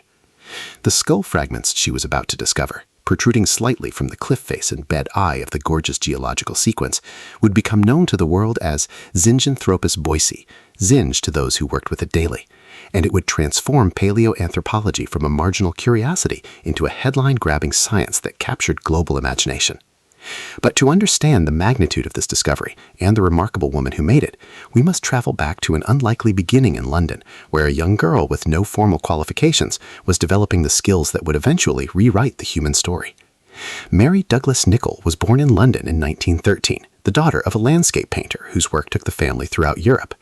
Her childhood was unconventional by any standard, spent night in classrooms but traveling from archaeological site to archaeological site as her father, Erskine Nicol, pursued his passion for painting ancient monuments and prehistoric cave art. Young Mary absorbed this world of deep history like a native language, learning to see landscapes not as static scenery but as palimpsests of time, layered records of sequential human occupation. In the Dordogne region of France, she watched archaeologists carefully excavate Paleolithic sites, seeing how patience and systematic method could coax stories from mute umph. She learned to identify stone tool types, the elegant teardrop forms of Acheulean hand axes, the finer blades of later periods, developing an eye for human workmanship that would serve her throughout her career. Most importantly, she learned to draw. Her father taught her to observe with an artist's precision, to capture not just general appearance but exact detail, the kind of exacting illustration that scientific publication demanded. These skills, observation, drawing, and an intuitive understanding of stratigraphy, would prove more valuable than any formal degree. Indeed, formal education in Mary never achieved comfortable coexistence. She was expelled from 2 convent schools, her rebellious spirit chafing against institutional discipline. She never attended university, never earned the credentials that typically gatekeep scientific careers. Instead, she pursued her interests independently, attending lectures on archaeology and geology at the University of London and the London Museum, teaching herself through reading and practical experience. When her father died in 1926, leaving the family in reduced circumstances, Mary was 13 and already determined that her future lay somehow in archaeology, though the path remained unclear. She continued her education informally, developing particular expertise in illustrating stone tools and other artifacts for archaeological publications. It was this skill that would provide her entry into professional archaeology, and eventually lead her to Africa and the discoveries that would define her life. In the early 1930s, she was hired to illustrate a book about Stone Age implements, work that brought her to attention of Mary Leakey, a charismatic and controversial archaeologist, already committed to the then radical theory that human origins lay in Africa rather than Asia, as most experts believed. Their meeting was professionally fortuitous and personally complicated. Louis was married, and the relationship that developed between him and Mary would create scandal. But from a scientific perspective, the partnership proved extraordinarily productive, combining Louis's theoretical vision and promotional genius with Mary's meticulous excavation skills and evidence-based approach. They married in 1936, and by 1937 had embarked for East Africa, beginning a collaboration that would span decades and fundamentally reshapes human evolutionary studies. Olduvai Gorge in what is now Tanzania became the Leakey's primary research site and the landscape where Mary would spend much of her working life. The gorge itself is a dramatic gash in the Serengeti Plain, a 30-mile-long canyon carved by ancient rivers through layer upon layer of sediment, exposing nearly 2 million years of geological and biological history in its stratified walls. The erosion that created this natural excavation also made it a paleontological treasure, as ancient beds containing fossils and artifacts were exposed by the cutting action of water and constantly revealed new material through weathering and seasonal rains. The geology of Olduvai was ideal for dating. Volcanic eruptions had periodically blanketed the area with ash, creating distinct marker layers that could eventually be dated using potassium-argon radiometric techniques, providing a chronological framework for any fossils found between these layers. But when the Leakeys began work there in the late 1930s, such sophisticated dating methods didn't yet exist. They could determine relative ages from stratigraphy, deeper meant older, but absolute dates remained elusive. What they could find in abundance were stone tools, simple choppers and flakes manufactured by human ancestors and left scattered across ancient living surfaces. These artifacts proved that ancient hominids had lived in the area, but the makers themselves remained frustratingly absent. Fossil preservation is capricious, stone endures while bone dissolves, and the conditions that preserve skeletal remains are relatively rare. The Leakeys found animal bones in plenty, extinct elephants, giant pigs, ancient horses, demonstrating that fossils could be preserved in Olduvai sediments, but hominid remains eluded them year after year. The work was physically demanding and financially precarious. Olduvai in the mid-20th century was remote and harsh, accessible only by rough track, lacking any infrastructure. The Leakeys lived in camps, endured extremes of heat, dealt with limited water supplies, and faced the constant challenges of disease, dangerous wildlife, and equipment failures. Funding was perpetually uncertain. Louis' charm and promotional skills secured enough support to continue, but never enough for comfort. Mary managed the camp, raised their 3 sons in this austere environment, and directed excavations with systematic precision that contrasted with Louis' more flamboyant approach. Her notebooks from these years reveal the patient accumulation of detail, measurements, sketches, stratigraphic observations, all recorded with scientific rigor even when results seemed minimal.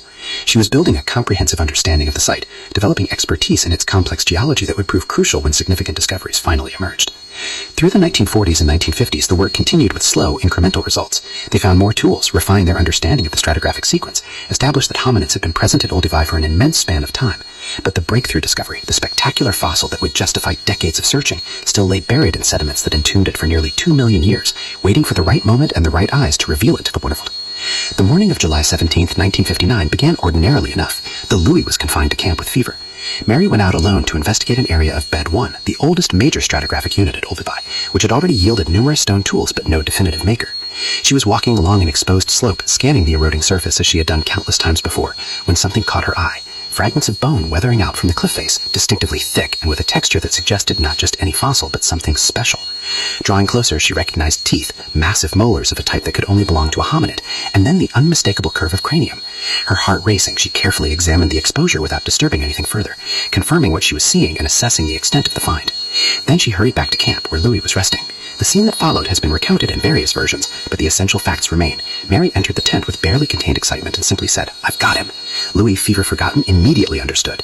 They returned together to the site, where Louis confirmed Mary's assessment. They had found a hominid skull of exceptional preservation, eroding from deposits that stratigraphic position indicated were immensely ancient. The rest of that day was spent carefully exposing and stabilizing the specimen, applying preservative to fragile surfaces, and ensuring that further erosion wouldn't damage the find before proper excavation could begin. The following days and weeks were consumed with painstaking recovery. The skull was fragmentary, crushed by the weight of overlying sediments, and fractured into dozens of pieces. Each fragment had to be exposed, stabilized, photographed in position, and carefully removed, with the exact location of every piece recorded so that reconstruction would be possible. Mary's training in illustration served her well. She could visualize how fragments related to each other, how the distorted pieces fit together to form the original shape. She had developed specialized techniques for dealing with extremely fragile fossils, using various consolidants to stabilize bone that might either crumble at a touch, and applying these methods with patience that measured success not in hours but weeks. As the excavation progressed, the significance of the find became increasingly apparent. The skull was robust, with massive molars and premolars suited for heavy chewing, prominent brow ridges, and a relatively small brain case. It clearly represented a hominid adapted for a diet of tough plant materials, with enormous chewing muscles anchored to a prominent sagittal crest running along the skull's crown. This was no gracile, human-like creature, but a powerfully built individual adapted for a specific ecological niche. Initial estimates suggested an age of approximately 600,000 years, which would have been ancient by the standards of known hominid fossils at that time, but subsequent potassium-argon dating of the volcanic tuff layer just below the skull's position revealed something far more spectacular. The fossil was approximately 1.75 million years old, triple-like the previously accepted time depth for hominids in Africa. Louis named the specimen Zinjanthropus boise, Zinj to those who worked with it daily, and it would transform paleoanthropology from a marginal curiosity into a headline-grabbing science that captured global imagination. But to understand the magnitude of this discovery, and the remarkable woman who made it, we must travel back to an unlikely beginning in London, where a young girl with no formal qualifications was developing the skills that would eventually rewrite the human story. Mary Douglas Nicol was born in London in 1913, the daughter of a landscape painter whose work took the family throughout Europe. Her childhood was unconventional by any standard, spent not in classrooms but traveling from archaeological site to archaeological site as her father, Erskine Nicol, pursued his passion for painting ancient monuments and prehistoric cave art. Young Mary absorbed this world of deep history like a native language, learning to see landscapes not as static scenery but as palimpsests of time, layered records of sequential human occupation. In the Dordogne region of France, she watched archaeologists carefully excavate Paleolithic sites, seeing how patience and systematic method could coax stories from mute earth. She learned to identify stone tool types, the elegant teardrop forms of Achille, hand axes, the finer blades of later periods, developing an eye for human workmanship that would serve her throughout her career. Most importantly, she learned to draw. Her father taught her to observe with an artist's precision, to capture not just general appearance but exact detail, the kind of exacting illustration that scientific publication demanded. These skills, observation, drawing, and an intuitive understanding of stratigraphy, would prove more valuable than any form it's free. Indeed, formal education and Mary never achieved comfortable coexistence. She was expelled from 2 convent schools, her rebellious spirit chafing against institutional discipline. She never attended university, never earned the credentials that typically gatekeep scientific careers. Instead, she pursued her interests independently, attending lectures on archaeology and geology at the University of London and the London Museum, teaching herself through reading and practical experience. When her father died in 1926, leaving the family in reduced circumstances, Mary was 13 and already determined that her future lay somehow in archaeology, though her path remained unclear. She continued her education informally, developing particular expertise in illustrating stone tools and other artifacts for archaeological publications. It was this skill that would provide her entry into professional archaeology, and eventually lead her to Africa and the discoveries that would define her life. In the early 1930s, she was hired to illustrate a book about Stone Age implements, work that brought her to attention of Mary Leakey, a charismatic and controversial archaeologist, already committed to the mathematical theory that human origins lay in Africa rather than Asia as most assumed. The differences between Mary's work in paleoanthropology and classical archaeology, as practiced by figures like Evans or Wheeler, are significant and worth examining. Classical archaeology deals with relatively recent time periods, thousands of years rather than millions, and with cultures that often left written records, architecture, and abundant artifacts that permit detailed cultural interpretation. The questions classical archaeologists address concern historical societies, their organization, beliefs, and development. Paleoanthropology operates at vastly deeper timescales and with far more fragmentary evidence.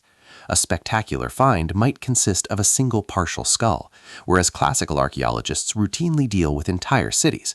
The interpretive challenges are correspondingly different. Paleoanthropologists must infer behavior and capability from limited skeletal remains and simple stone tools, without the benefit of writing, complex artifacts, or architectural remains. The theoretical frameworks are also distinct. Classical archaeology draws on historical and anthropological models of social organization, applying concepts like state formation, trade networks, and cultural identity to ancient Mediterranean or Near Eastern societies.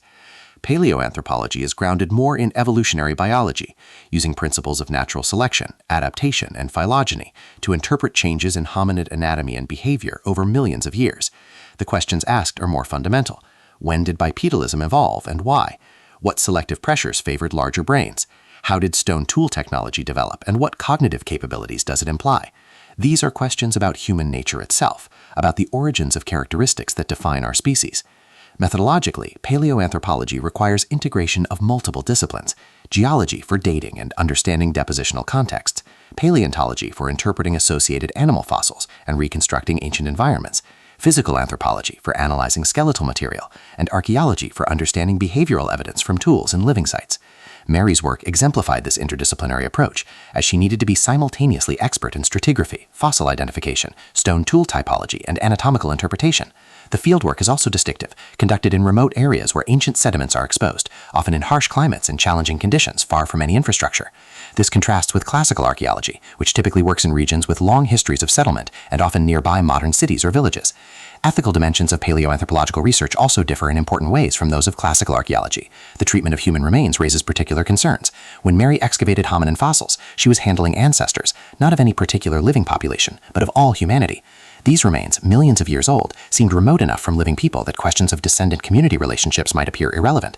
But as the field matured, awareness grew about the importance of relationships with local communities where fossils are found, even if those communities have no genealogical connection to the fossils themselves. The fossils are part of the heritage of the nation where they're discovered, and increasingly, paleoanthropologists recognized obligations to involve local people in research, provide training and employment, and ensure that benefits of discoveries, financial, educational, and in terms of prestige, flow to the communities and countries where work takes place. Mary was ahead of her time in some respects, training Tanzanian excavators and working closely with local people, though within the colonial and post-colonial context of mid-20th century East Africa, these relationships were inevitably shaped by power imbalances that later generations would more critically examine. Questions of who owns fossils and who has the right to study them became increasingly prominent from the 1970s onwards, as newly independent African nations asserted sovereignty over paleontological resources and rejected assumptions that Western scientists had automatic rights to conduct research and remove specimens. The famous Lucy skeleton, found in Ethiopia in 1974, became a focal point for such debates, with Ethiopian authorities maintaining ownership and control over this national treasure, while permitting being studied by international researchers under regulated conditions. Mary generally worked within the legal frameworks of Tanzania and later Kenya, respecting national patrimony laws even when this complicated research, and she supported capacity building for African scientists to conduct their own research rather than always relying on foreign expertise. These issues remain contentious and evolving, raising important questions about scientific colonialism, the global versus local significance of human origins research, and the appropriate balance between scientific access for research and national control over cultural heritage. The questions become even more complex when considering hominid species like Neanderthals or Australopithecines, which are related to but distinct from modern humans. Do they deserve the same respectful treatment as anatomically modern human remains? What ethical obligations do we have toward evolutionary relatives who are not quite human in the modern sense? These philosophical questions don't have clear answers, but they increasingly inform how paleoanthropological research is conducted and how findings are presented to the public. Mary Leakey's personal qualities, her independence, her preference for evidence or speculation, her artistic eye combined with scientific rigor shaped her approach to these ancient questions. She was comfortable with uncertainty, willing to say we don't know rather than construct elaborate interpretations that exceeded what evidence could support. This restraint sometimes frustrated those who wanted dramatic narratives about ancient behavior, but it established a standard of intellectual honesty that enhanced the credibility of human origins research during a period when it was establishing itself as a rigorous scientific discipline rather than speculative storytelling. Her visual approach to evidence, rooted in her artistic training, gave her an advantage in recognizing significant fossils and in understanding the three-dimensional geometry of excavations in geological deposits. She could see patterns and relationships that others might miss, whether in the way bone fragments fit together or in the distribution of artifacts across an ancient living surface. This visual intelligence complemented the analytical verbal intelligence more traditionally rewarded in academic settings, and Mary's success demonstrated the value of diverse cognitive approaches in scientific research. Her lack of formal credentials, which might have been a crippling disadvantage in more bureaucratized times, proved less important in the relatively informal world of mid-20th century paleoanthropology, where practical skills and results mattered more than degrees. By the time credentialing became more standardized, Mary's achievements spoke for themselves, and institutions had to recognize excellence regardless of how unconventional the path to it had been. Her career thus represents a kind of scientific journey that has become increasingly difficult in contemporary academia, where formal qualifications and institutional affiliations are more rigidly required. Whether this represents progress toward professional standards or the loss of opportunities for unconventional talent is an open question, but Mary's achievements stand as testament to what ability, determination, and opportunity can accomplish, regardless of formal credentials. The Laetoli footprints, Mary's most iconic discovery, continue to resonate as a uniquely powerful piece of evidence. Unlike bone, which require anatomical expertise to interpret, or tools which must be analyzed to understand function, the footprints communicate directly to anyone who looks at them. They are immediately comprehensible. Creatures walked here upright on two legs millions of years ago. The trackway preserves not just anatomy but behavior, not just a species but individuals, possibly a family group making their way across an ash-covered landscape on some long-ago day. There is a poignancy to this that skeletal remains rarely capture, a sense of presence, of having briefly glimpsed actual ancient lives rather than just their fragmentary remnants. Mary recognized this quality and ensured it was preserved through comprehensive photography and casting before the trackway was reburied for protection. The images of those footprints have become among the most reproduced in all of paleoanthropology, appearing in countless textbooks, documentaries, and museum exhibits. They speak to something fundamental about the human condition, our perpetual walking forward into time, leaving traces that may or may not endure, connected across immense spans of time to ancestors whose daily lives were simultaneously utterly different from and recognizably similar to our own. The fact that the Laetoli trackway traceway preserved two individuals crossing side by side, possibly with a third following in their footsteps, invites speculation about relationships and social structure that can never be proven but feel somehow evident in the physical evidence itself. Were they a mated pair, parent and offspring, unrelated individuals coincidentally traveling together? We cannot know, but the questions themselves are significant, showing how physical evidence can generate hypotheses about ancient behavior and social organization that go beyond simple anatomical description.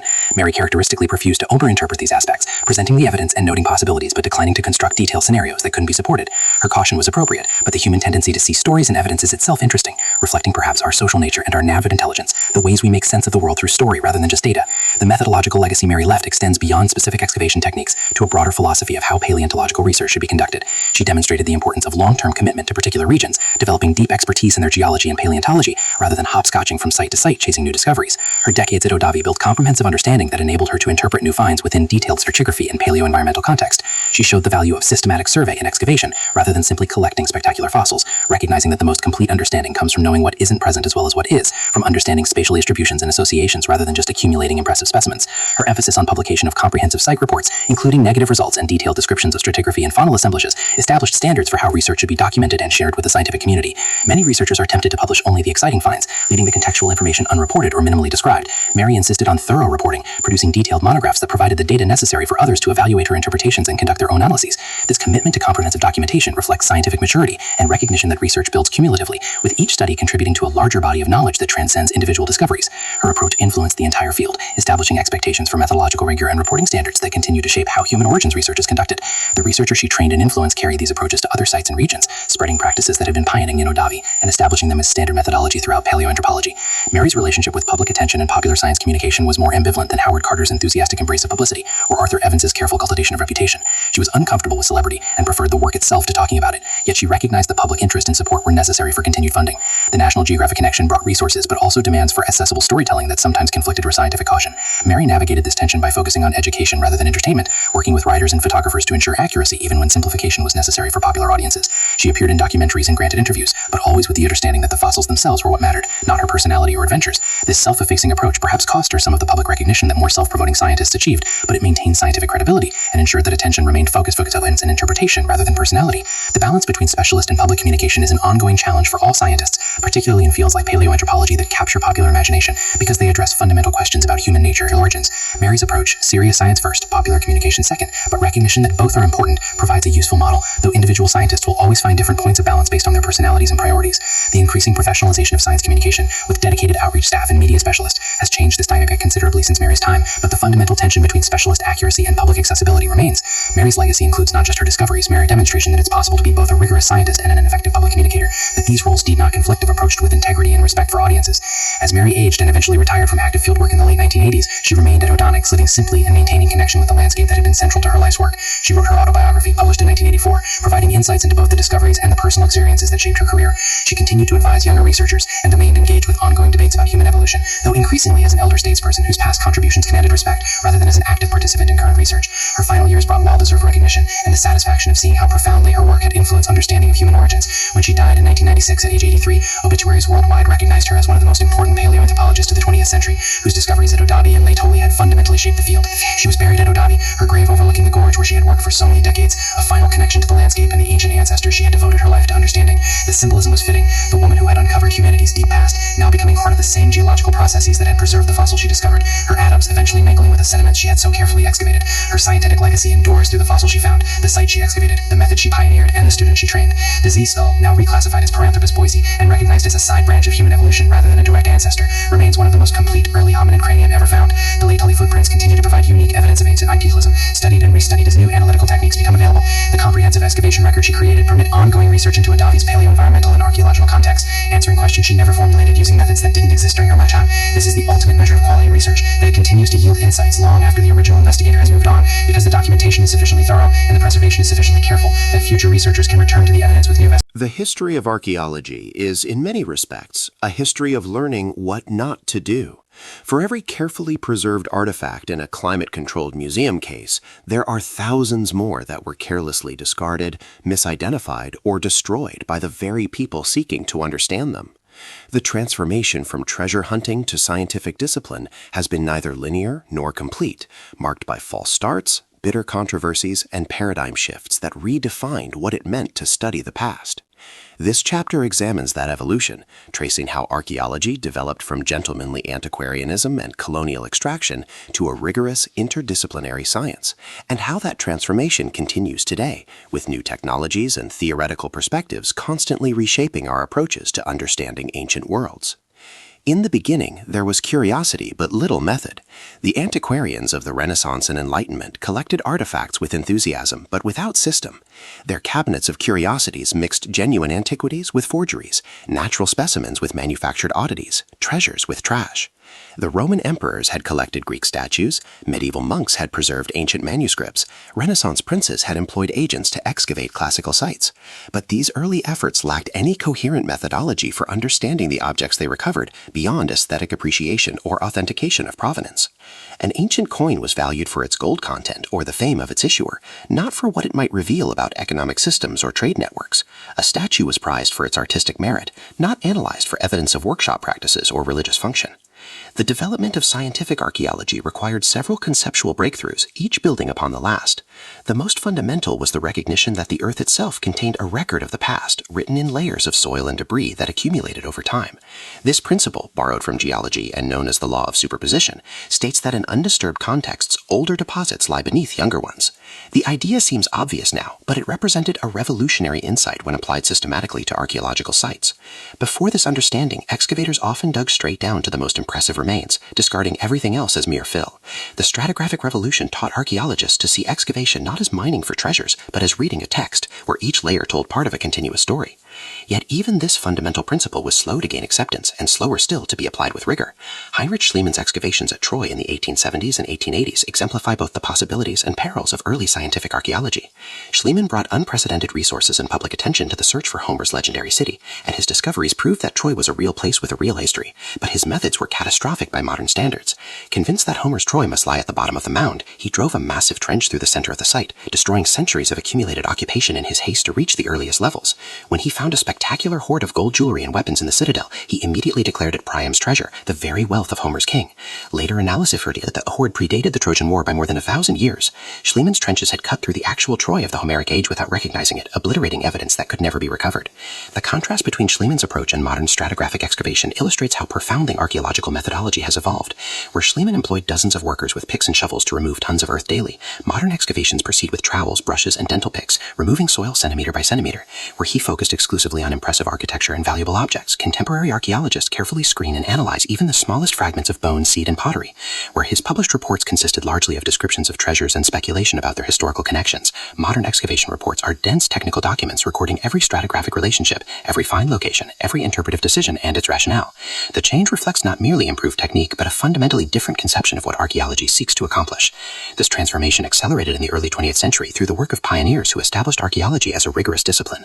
Sir William Flinders Petrie, working in Egypt from the 1880s onward, developed systematic approaches to both excavation and analysis that remain foundational.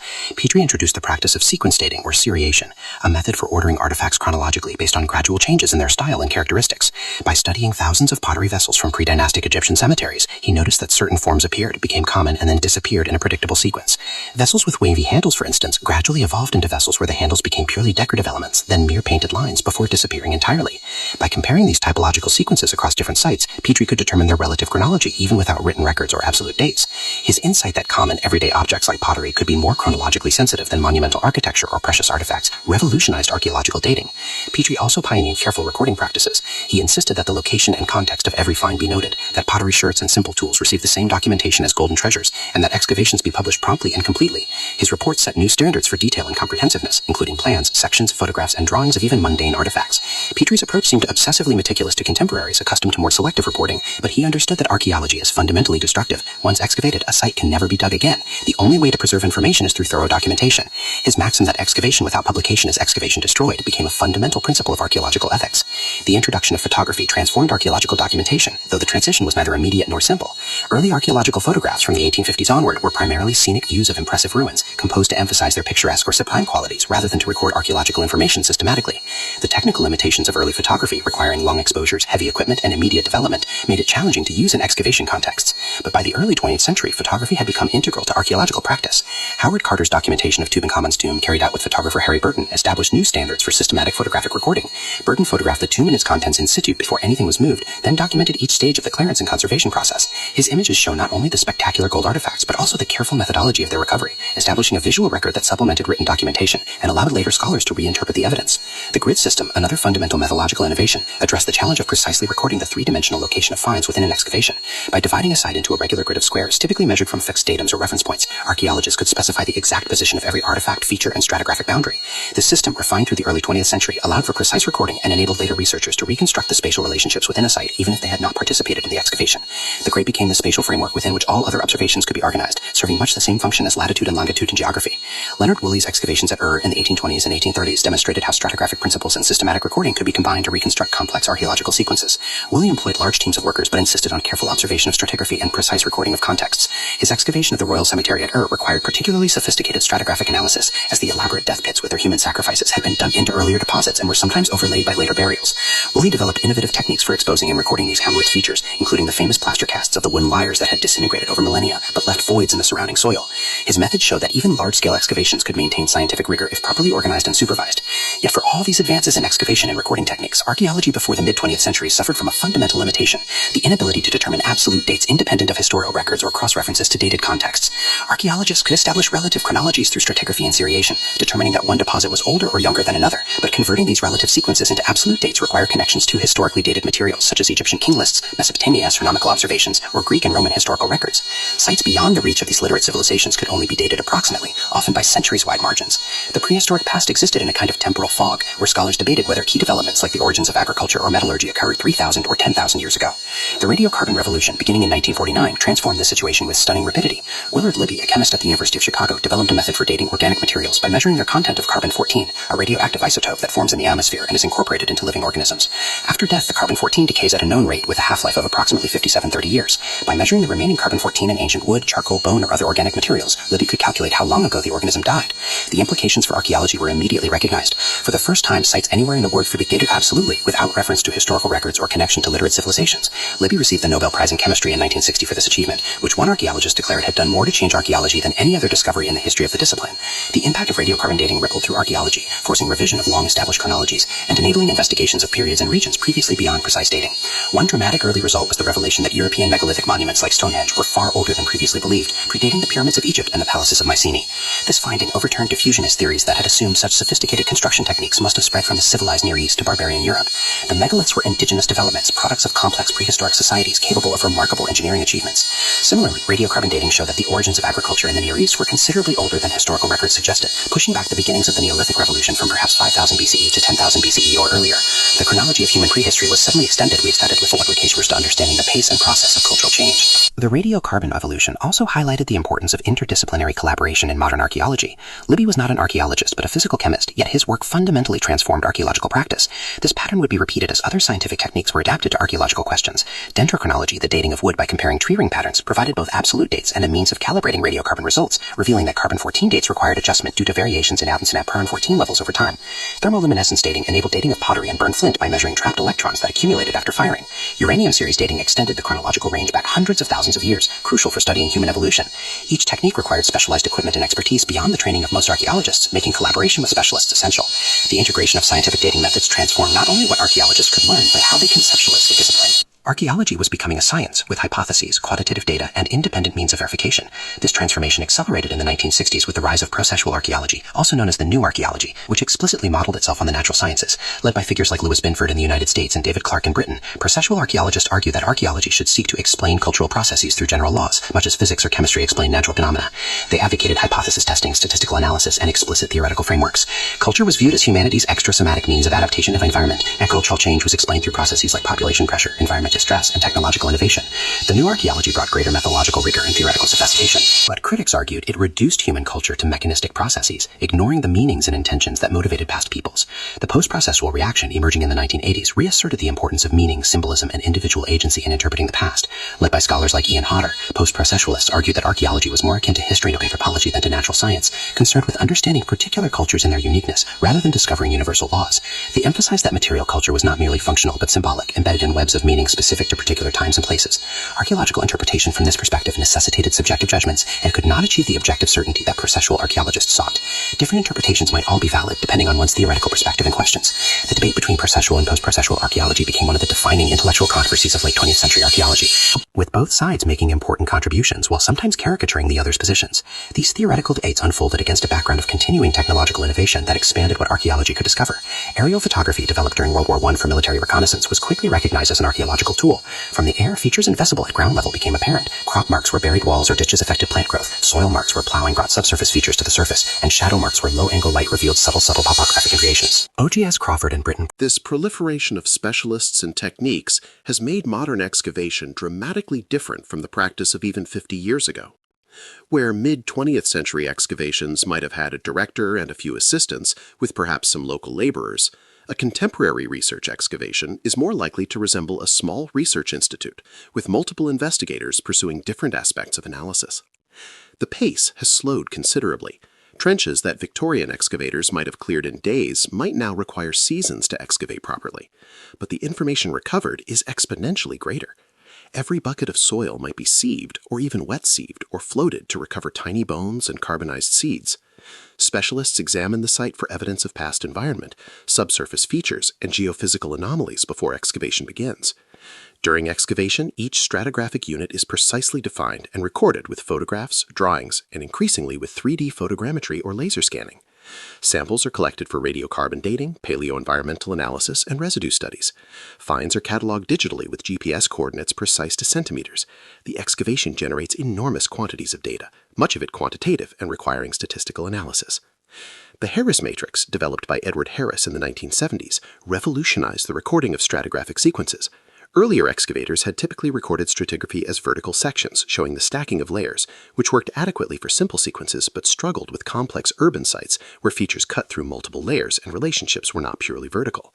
Harris developed a diagrammatic method that depicted stratigraphic relationships as a network of nodes and connections, with each deposit or feature represented as a unit in a matrix, showing which units were above, below, or contemporary with which others. The Harris matrix could accommodate any degree of complexity and was independent of the physical thickness or horizontal extent of deposits. It recorded only their temporal relationships.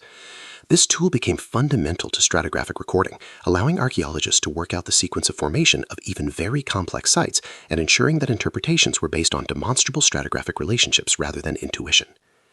Conservation has become integral to excavation rather than an afterthought. Where early excavators often damaged fragile finds through careless handling or inappropriate conservation, modern excavations include conservators from the planning stage.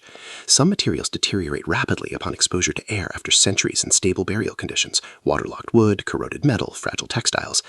These materials require immediate stabilization, sometimes involving elaborate field conservation setups. The Oseberg ship burial in Norway, excavated in 1904-1905, required extensive conservation of waterlogged wood that would have disintegrated if allowed to dry. More recently, the raising of the Mary Rose, a Tudor warship that sank in 1545, involved decades of conservation planning and the construction of special facilities to gradually dry and stabilize thousands of waterlogged artifacts in the ship's timbers. Conservation has become a specialized discipline, requiring training in chemistry, material science, and artifact-specific techniques, adding another essential specialism to the archaeological team. The digital revolution has transformed archaeological recording and analysis. Total station surveying allows rapid, precise recording of three-dimensional locations with millimeter accuracy. Digital photography has made it practical to photograph every stage of excavation comprehensively. Photogrammetry creates detailed 3D models from overlapping photographs, allowing virtual reconstruction of excavated features and artifacts. Geographic Information Systems, or GIS, integrate spatial data from surveys, excavations, and remote sensing, enabling analysis of landscape patterns and relationships. Databases store detailed information about finds and contexts, allowing complex queries and statistical analysis. Digital tools have made some aspects of archaeology more efficient, but they've also created new challenges: managing vast quantities of digital data, ensuring long-term preservation of digital archives, and resisting the temptation to let technology substitute for careful thinking. Underwater archaeology has developed its own specialized techniques, adapted to the challenges of working beneath the sea. Underwater sites require diving equipment and specialized excavation tools. Recording stratigraphy underwater is more difficult than on land, requiring underwater writing materials, measuring tapes, and photography or video. Water visibility often limits what can be seen at once, making overall site understanding more challenging. But underwater sites also offer unique preservation conditions. Shipwrecks buried in sediment preserve organic materials that would decay on land, providing unparalleled evidence of maritime technology, trade, and daily life. George Bass pioneered scientific underwater archaeology in the 1960s, adapting land excavation techniques to submarine conditions and establishing that underwater sites could and should be excavated with the same rigor as terrestrial ones. His work on Mediterranean shipwrecks demonstrated that underwater archaeology was not merely treasure hunting, but could address fundamental questions about ancient trade, seafaring, and cultural contact. Experimental archaeology has become an important tool for understanding ancient technologies and activities. How much force is required to fracture stone in particular ways when making tools? How long does it take to build a thatched house with Bronze Age tools? What residues are left by different cooking methods? These questions cannot be answered through excavation alone, but require replication experiments. Experimental archaeologists have built and sailed reconstructions of ancient ships, reproduced ancient metalworking techniques, and attempted to recreate everything from prehistoric flint knapping to Roman concrete. These experiments provide insights into the skills, time, and knowledge required for ancient activities, testing hypotheses about past practices. The experimental approach has limitations. Modern experimenters bring different knowledge and assumptions than ancient practitioners possessed, but carefully designed experiments can rule out impossible interpretations and support plausible ones. Ethnoarchaeology, the study of material culture among living societies, provides another source of insight. How do modern peoples use and discard artifacts? What patterns in the archaeological record result from particular behaviors? By studying these relationships among living groups, ethnoarchaeologists develop frameworks for interpreting ancient patterns. Classic studies examined how Hung San hunting camps created distinctive debris patterns, how Nunavut caribou hunting created characteristic bone assemblages, or how African pottery production left specific traces. The goal is not simplistic analogy, assuming that ancient peoples necessarily behaved like modern groups, but rather understanding the range of behaviors that might produce observed archaeological patterns. Ethnoarchaeology has been particularly important in challenging assumptions based on Western industrial societies, revealing how different cultural contexts produce very different material signatures. Community archaeology represents a newer direction that reconceives the relationship between archaeologists and descendant communities. Colonial-era archaeology often extracted artifacts from colonial lands for museums and imperial capitals, with little regard for local people's connections to the materials and sites. Even mid-20th century archaeology, the more scientifically rigorous, often treated local communities as sources of labor or informants rather than partners or stakeholders. Community archaeology seeks to involve descending communities as collaborators, recognizing their stake in interpretations of their heritage. Projects might employ local workers, train community members in archaeological techniques, locate excavation facilities in local communities rather than foreign institutions, and ensure that interpretations respect indigenous knowledge and perspectives. In some contexts, indigenous communities have gained legal authority over archaeological sites or lands, requiring archaeologists to obtain permission and collaborate on terms defined by communities rather than imposed by researchers. These changes reflect broader ethical reconsiderations about archaeological practice. Who owns the past? Who has the right to excavate, analyze, and interpret ancient remains? Should human remains be excavated at all, or should ancestral burials be left undisturbed? Different stakeholder groups often answer these questions differently. Archaeologists emphasize the scientific knowledge to be gained and the public benefit of understanding our common human heritage. Descendant communities may prioritize respect for ancestors and continuity of cultural practices over scientific investigation. Indigenous groups have argued persuasively that centuries of extractive archaeology treated their ancestors as specimens rather than humans, and that their knowledge and perspectives on their own histories deserve respect. Laws like the Native American Grave Protection and Repatriation Act in the United States have created frameworks for repatriating human remains and sacred objects to indigenous communities, though implementation remains contentious. Similar issues arise worldwide wherever archaeologists work on sites connected to living communities. The tension between preservation through excavation and preservation by leaving sites undisturbed has no simple resolution. Excavation destroys context irreversibly. Once dug, a site's stratigraphy is gone forever. Yet leaving sites unexcavated remain vulnerable to looting, development, erosion, and accidental destruction. Moreover, future techniques might extract information we cannot yet access, arguing for preserving portions of sites for future investigation. Many archaeologists now advocate minimal intervention, excavating only what is necessary to answer specific questions or threatened by imminent destruction, and leaving substantial portions unexcavated for future research. This requires discipline, resisting the temptation to excavate simply because sites are interesting or excavation is exciting. Cultural resource management, or contract archaeology, has become the dominant form of archaeological practice in many countries, particularly in the developed world. Laws requiring assessment of archaeological sites before development and mitigation of impacts through excavation or preservation have created a large professional sector conducting archaeologically mandated work. CRM archaeologists might evaluate hundreds of sites yearly, excavating those threatened by construction. This work has vastly increased the archaeological database, documenting thousands of sites that academic projects would never have investigated, but it has also created tensions. CRM archaeology is fast-paced, conducted within construction schedules and tight budgets. Full publication of results is often neglected. The work can feel routine, processing sites quickly with less time for reflection and interpretation than research excavations allow. Yet CRM also employs the majority of professional archaeologists, provides crucial data about past landscapes, and has developed efficient methods for rapid but rigorous excavation and recording. Public archaeology seeks to engage broader audiences with archaeological discoveries and methods, recognizing that archaeology ultimately serves themselves the public. Television programs, museum exhibitions, site visitor centers, and increasingly social media and digital platforms bring archaeology to millions who will never participate in excavations. Public archaeology faces the challenge of conveying archaeological complexity accessibly without oversimplifying or sensationalizing. The treasure-hunting narrative that emphasizes spectacular finds and dramatic discoveries attracts audiences, but distorts archaeology's actual practice and purposes. Effective public archaeology conveys not only what has been found, but how we know it, helping audiences understand archaeological reasoning and be inevitable uncertainties in interpreting fragmented events. Some archaeologists involve volunteers in excavations, providing hands-on experience, building public appreciation for archaeology's methods and challenges. These public excavations must balance educational goals with maintaining scientific standards, ensuring that volunteer participation doesn't compromise the quality of evidence recovery and recording. Metal detecting represents a complicated intersection of amateur enthusiasm and archaeology's ever-tempting archaeological discoveries and methods, recognizing that archaeology ultimately serves the public. Television programs, museum exhibitions, site visitor centers, and increasingly social media and digital platforms bring archaeology to millions who will never participate in excavations. Public archaeology faces the challenge of conveying archaeological complexity excessively without oversimplifying or sensationalizing. The treasure-hunting narrative that emphasizes spectacular finds and dramatic discoveries attracts audiences, but distorts archaeology's actual practice and purposes. Effective public archaeology conveys not only what has been found, but how we know it, helping audiences understand archaeological reasoning and the inevitable uncertainties and interference events. Some archaeologists involve volunteers in excavations, providing hands-on experience and building public appreciation for archaeology's methods and challenges. These public excavations must balance educational goals with maintaining scientific standards, ensuring that volunteer participation doesn't compromise the quality of evidence recovery and recording.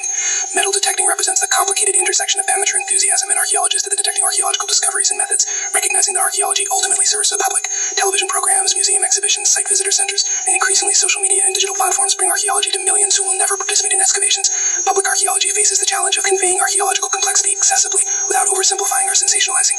The treasure-hunting narrative that emphasizes spectacular finds and dramatic discoveries attracts audiences, but distorts archaeology's actual practice and purposes. Effective public archaeology conveys not only what has been found, but how we know it, helping audiences understand archaeological reasoning and the inevitable uncertainties that interpreting fragment evidence. Some archaeologists involve volunteers in excavations, providing hands-on experience and building volunteer appreciation. The line between discovery and theft has never been as clear as we might wish. Stand in almost any major museum in Europe or North America, and you are surrounded by objects that once belonged somewhere else. removed from temples, tombs, and cities across the ancient world during an era when such removals were celebrated as rescue missions rather than questioned as appropriation. The golden mask of Tutankhamun gazes out from Cairo, but thousands of other Egyptian artifacts rest thousands of miles from the Nile. Greek marbles that once adorned the Parthenon now stand in London. Mesopotamian reliefs from Assyrian palaces line museum walls in Paris, Berlin, and New York. Pre-Columbian treasures from Mexico and Peru fill display cases across the Atlantic. How did they get there? And more uncomfortably, should they have? This chapter confronts questions that archaeology has long struggled to answer honestly. We must examine how the discipline emerged from practices that today we would unambiguously call looting, how colonial power dynamics enabled wholesale removal of cultural heritage under legal frameworks designed by occupying powers, and how the boundary between legitimate archaeology and destructive theft has shifted dramatically over the past century. We must also confront the ongoing crisis of archaeological looting, a multi-billion-dollar criminal enterprise that funds organized crime and terrorism while obliterating irreplaceable information about human history. The comfortable distance we might wish to maintain between respectable 19th century excavators and modern site looters collapses under honest examination. Both removed artifacts from their original contexts. Both were motivated partly by the monetary or prestige value of objects. Both operated in ways that destroyed contextual information. The primary differences lie in legal frameworks, methodological sophistication, and whose cultural heritage was being extracted. The story begins with uncomfortable heroes. Heinrich Schliemann, celebrated discoverer of Troy, smuggled what he believed to be Priam's treasure out of Ottoman territory in 1873, concealing golden artifacts in his wife's clothing and shipping them secretly to Greece before they eventually reached Berlin. Giovanni Belzoni, who opened the tomb of Seti I and removed its magnificent alabaster sarcophagus to Britain, employed battering rams and explosives in Egyptian tombs, destroying wall paintings and mummies with methods that would horrify modern archaeologists. Lord Elgin removed marble sculptures from the Parthenon between 1801 and 1812 under a permit from Ottoman authorities who controlled Greece at the time, a permission that Greeks themselves had no voice in granting. These men were not considered criminals in their time. They were adventurers, scholars, and preservationists who believed they were rescuing antiquities from neglect or destruction, bringing them to institutions where they would be studied, preserved, and appreciated. The legal frameworks under which they operated were products of colonial power. The Ottoman Empire granted concessions to European excavators, dividing fines between the excavator-sponsoring institution and Ottoman museums.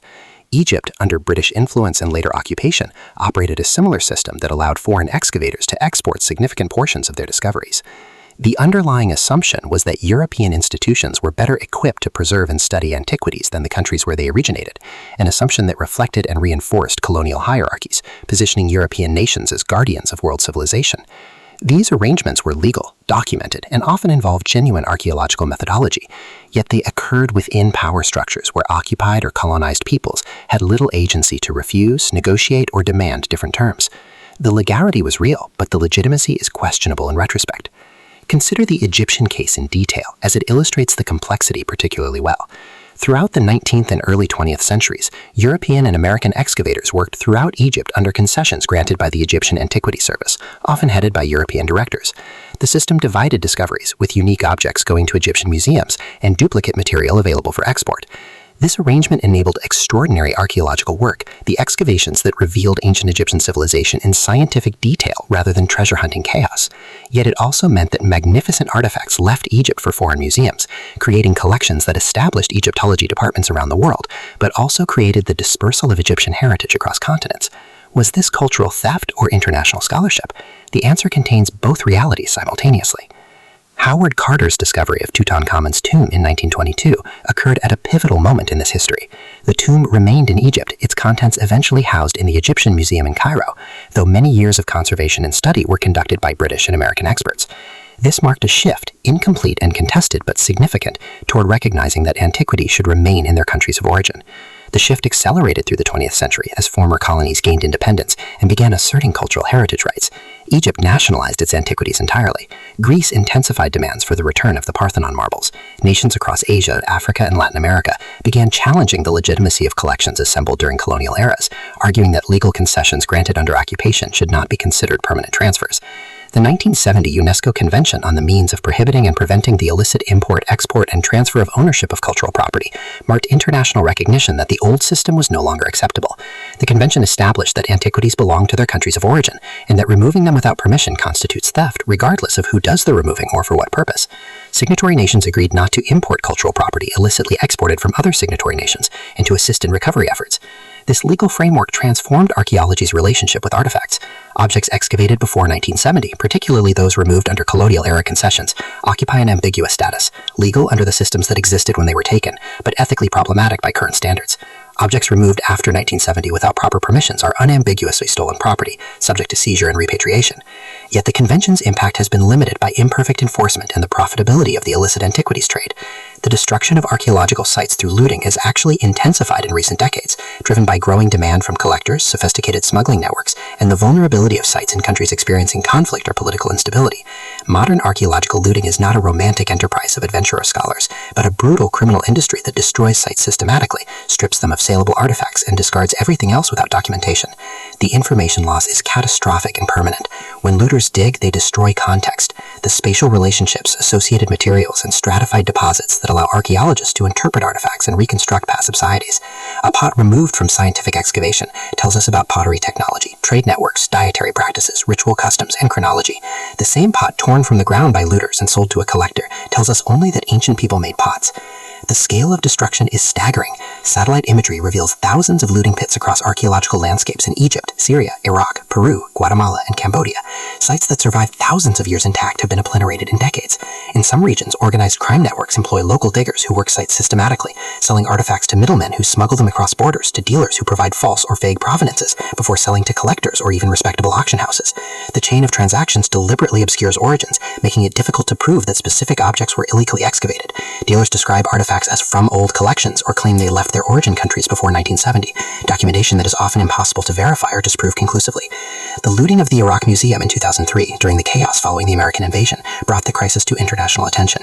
Looters took approximately 15,000 objects, including treasures of Mesopotamian civilization, in what remains one of the greatest cultural heritage crimes in history. The images of smashed display cases and emptied storerooms shocked the world, though many objects were eventually recovered through international cooperation. Yet the museum looting was only the most visible of a catastrophe. Archaeological sites across Iraq were systematically looted during years of instability, with satellite imagery documenting wholesale destruction. Similar devastation has occurred across Syria during its civil war, with looters and even organized military units excavating sites to fund their operations. The Islamic State deliberately destroyed monuments at Palmyra and elsewhere, but also engaged in systematic looting and smuggling of artifacts to fund their operations, a pattern repeated by other armed groups across conflict zones. The market dynamics driving this destruction are sustained by collectors in wealthy countries. As long as demand exists for ancient artifacts without questions asked about origins, looting will continue. Some collectors operate with genuine ignorance, unaware that the objects they purchase may have been recently looted. Others engage in willful blindness, accepting implausible provenances because they want to believe the acquisition is legitimate. Still others knowingly purchase looted material, justifying it with various rationalizations, that they are preserving objects that would otherwise be lost, that they are rescuing artifacts from countries they cannot properly care for them, that their private enjoyment harms no one, or that archaeologists exaggerate the importance of context. These justifications echo the colonial-era logic that positioned Europeans as better guardians of world heritage, an argument that sounds increasingly hollow as source countries develop sophisticated museums and preservation programs. The economic scale of the illicit antiquities trade is difficult to calculate precisely because the criminal nature means transactions are hidden. Estimates range from hundreds of millions to several $billions annually, making it one of the worst profitable categories of international crime, comparable to scale to drug trafficking and arms smuggling. Unlike those trades, however, the illicit antiquities market operates partly in the open, with auction houses, galleries, and online platforms facilitating sales. Major auction houses have faced repeated scandals involving looted antiquities, traced back to their sales, yet the fundamental business model continues with modest reforms.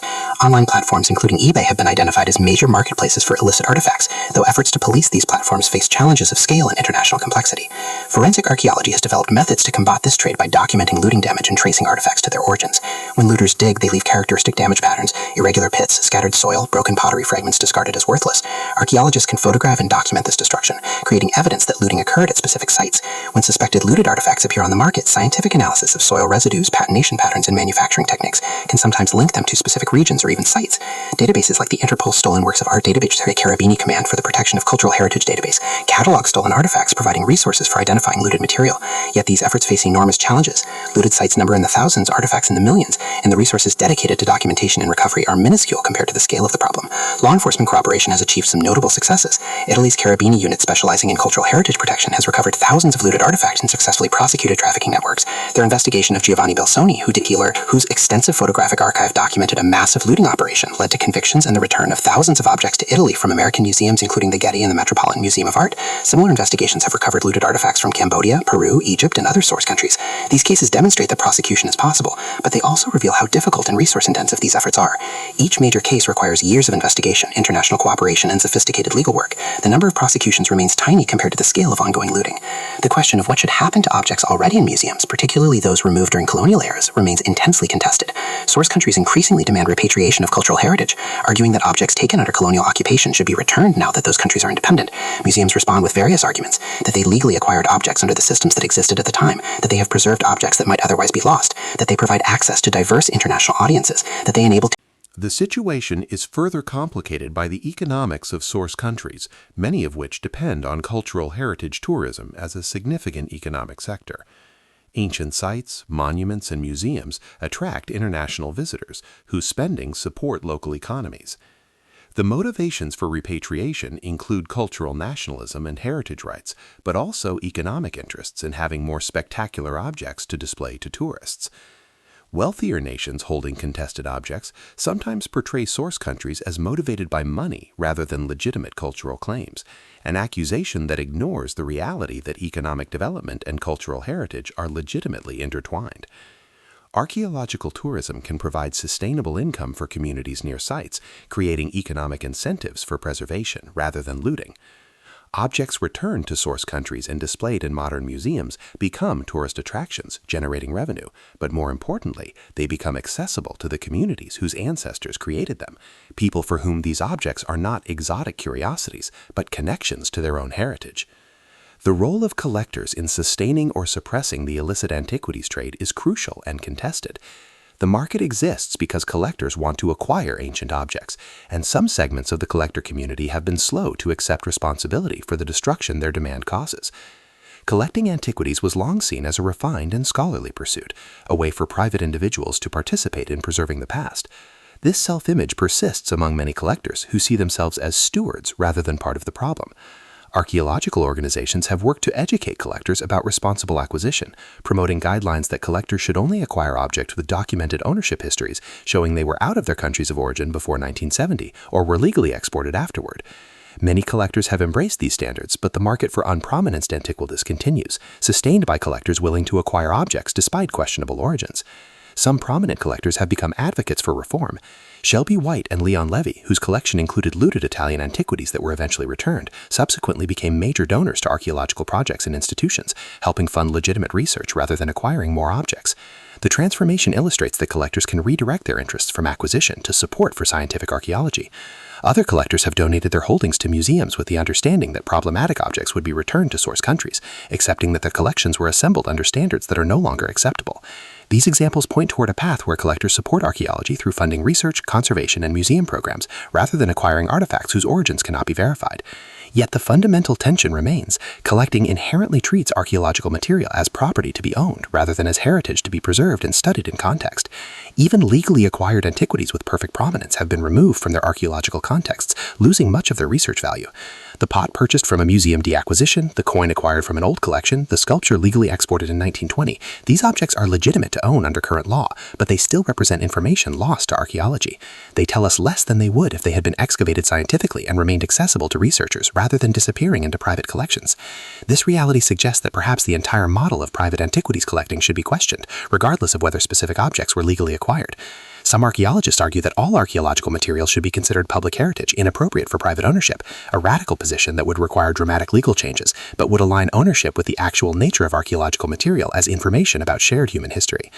The online marketplace has dramatically expanded access to antiquities while making regulation more difficult. Websites and social media platforms connect sellers and buyers across borders, creating a globalized market that law enforcement struggles to monitor. Objects that would once have been sold through gallery auction houses with at least nominal provenance checking now change hands through online transactions with virtually no oversight. Researchers monitoring these platforms have documented thousands of artifacts appearing for sale with characteristics suggesting recent looting, fresh excavation damage, no ownership history, sellers located in countries where looting is endemic. Efforts to pressure platforms to ban antiquity sales have had limited success, partly because platforms resist liability for user transactions, and partly because distinguishing legitimate from problematic sales requires expertise that platforms lack and are unwilling to invest in acquiring. The COVID-19 pandemic paradoxically both increased looting and advanced its documentation. With archaeological sites closed and guards furloughed, looting intensified in many regions. Simultaneously, the shift to online markets became even more pronounced as physical auction houses and galleries closed. However, archaeologists unable to conduct fieldwork redirected efforts toward monitoring online sales and satellite imagery, documenting looting with unprecedented thoroughness. The Endangered Archaeology in the Middle East and North Africa project and similar initiatives have created detailed records of site destruction visible from space, providing data on looting patterns and potentially enabling prosecution. These remote sensing methods cannot prevent looting, but they document it at scales impossible for ground observation, creating awareness of the crisis magnitude and providing evidence for legal action. The question of who archaeology serves remains at the heart of these debates. Is archaeology a scientific discipline pursuing knowledge about the human past with artifacts as data that should be preserved and made accessible to researchers? Is it a heritage practice that connects living communities to their ancestors with artifacts as cultural property belonging to descendant peoples? Is it an educational enterprise that uses the material remains of past societies to teach present ones with artifacts as pedagogical tools that should be accessible to the widest possible audiences? All three purposes are legitimate, but they sometimes conflict, particularly around questions of ownership, access, and control. Scientific research might be facilitated by artifacts remaining in major research institutions, regardless of how they got there. Heritage rights point toward returning artifacts to source communities. Educational access might be maximized by distributing artifacts across many institutions worldwide. Which value should take precedence when they conflict? Increasingly, the archaeological community recognizes that descendant communities and source countries should have primary voice in these decisions. This represents a profound shift from the discipline's origins, when archaeologists assumed the right to excavate anywhere, remove anything, and make all decisions about treatment and interpretation of finds. The new paradigm positions archaeologists as facilitators and partners rather than authorities. Communities decide whether sites should be excavated at all, participate in research design, control access to material, and determine what happens to artifacts after study. This collaborative approach requires archaeologists to negotiate, compromise, and sometimes accept that communities may make decisions that conflict with research priorities. A community might choose to rebury artifacts after documentation rather than have them permanently curated in museums. They might restrict access to sacred materials or limit what information can be published.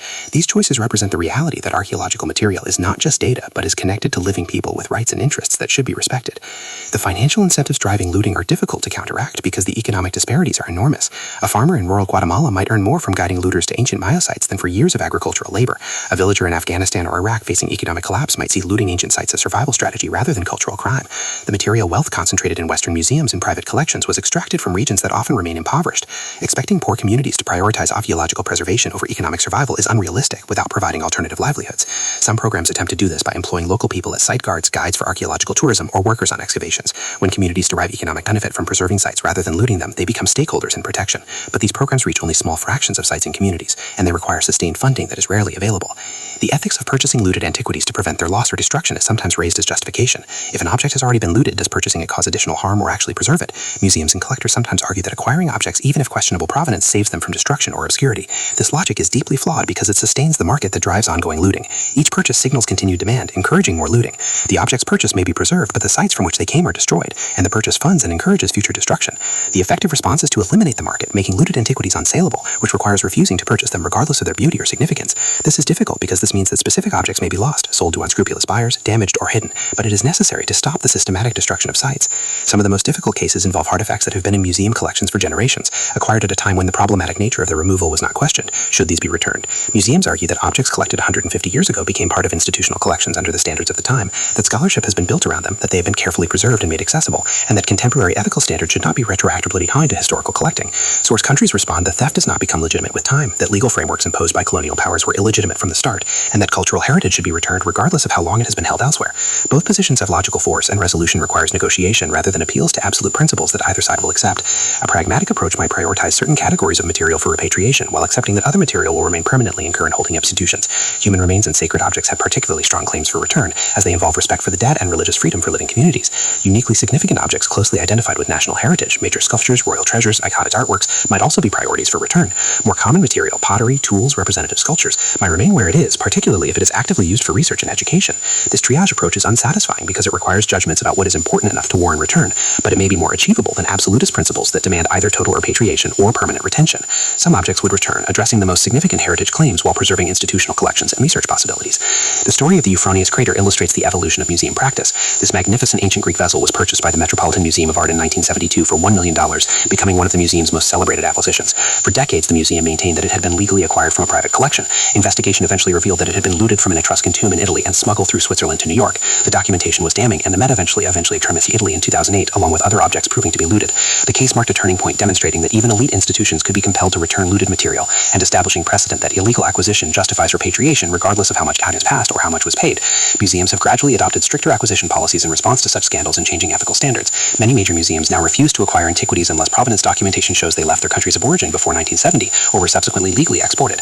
The Association of Art Museums has directed Gom's Red and Burma museums to return objects proven to be stolen or illegally exported. These policies represent progress, though implementation remains inconsistent, and they do not address the millions of objects already in collections with problematic histories. Museums have also increased transparency, publishing provenance information and facilitating research into collection histories. Some have proactively identified and returned problematic objects, while others have done so only under legal or political pressure. The fundamental question might be reframed: what is archaeology's ultimate purpose? If it is knowledge production, then preservation of artifacts and access for researchers should be paramount, regardless of where they are held. If it is heritage preservation, then returning artifacts to source community should be the priority, even at some cost to research access. If it is published education, then wide distribution of material might be optimal. But perhaps archaeology's purpose should be all of these things in service of even divinity, preserving knowledge about our species' past while respecting the rights and interests of living communities connected to that past, and making both the material remains and the knowledge derived from them accessible to everyone. This requires balancing competing interests through negotiation compromise rather than imposing solutions based on the power dynamics that have historically favored wealthy institutions over source countries. The uncomfortable truth is that modern archaeology is built on a foundation of collecting that we now recognize as problematic. The museums that trained archaeologists, the collections that enabled comparative study, the objects that inspire the field's development. Many have origins in colonial appropriation or early excavations that destroyed context and removed heritage. We cannot undo that history, but we can refuse to extend it. Stopping the ongoing looting crisis requires eliminating the market for unprovenance antiquities, which means collectors must stop buying them, dealers must stop selling them, and museums must refuse to acquire them. It requires adequate protection for sites, which means source countries need resources and international cooperation. It requires prosecution of trafficking networks and enforcement of laws against smuggling. It requires recognizing that private ownership of archaeological material is fundamentally problematic because it removes objects from public heritage and research access. And it requires acknowledging that the historical collecting that built museums' collections involved power dynamics that were always ethically problematic, even when they were legal.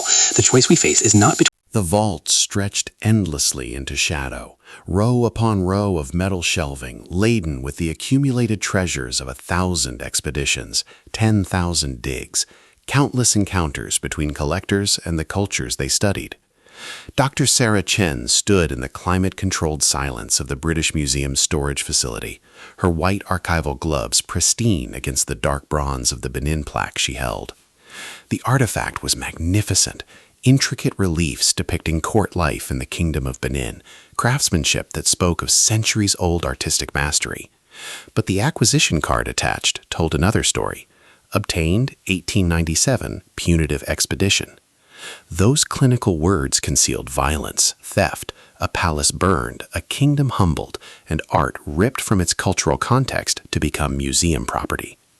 In institutions across Europe and North America, curators like Chen were confronting an uncomfortable reckoning with how their collections were built and what obligations came with stewardship of objects acquired through colonialism, conflict, and exploitation.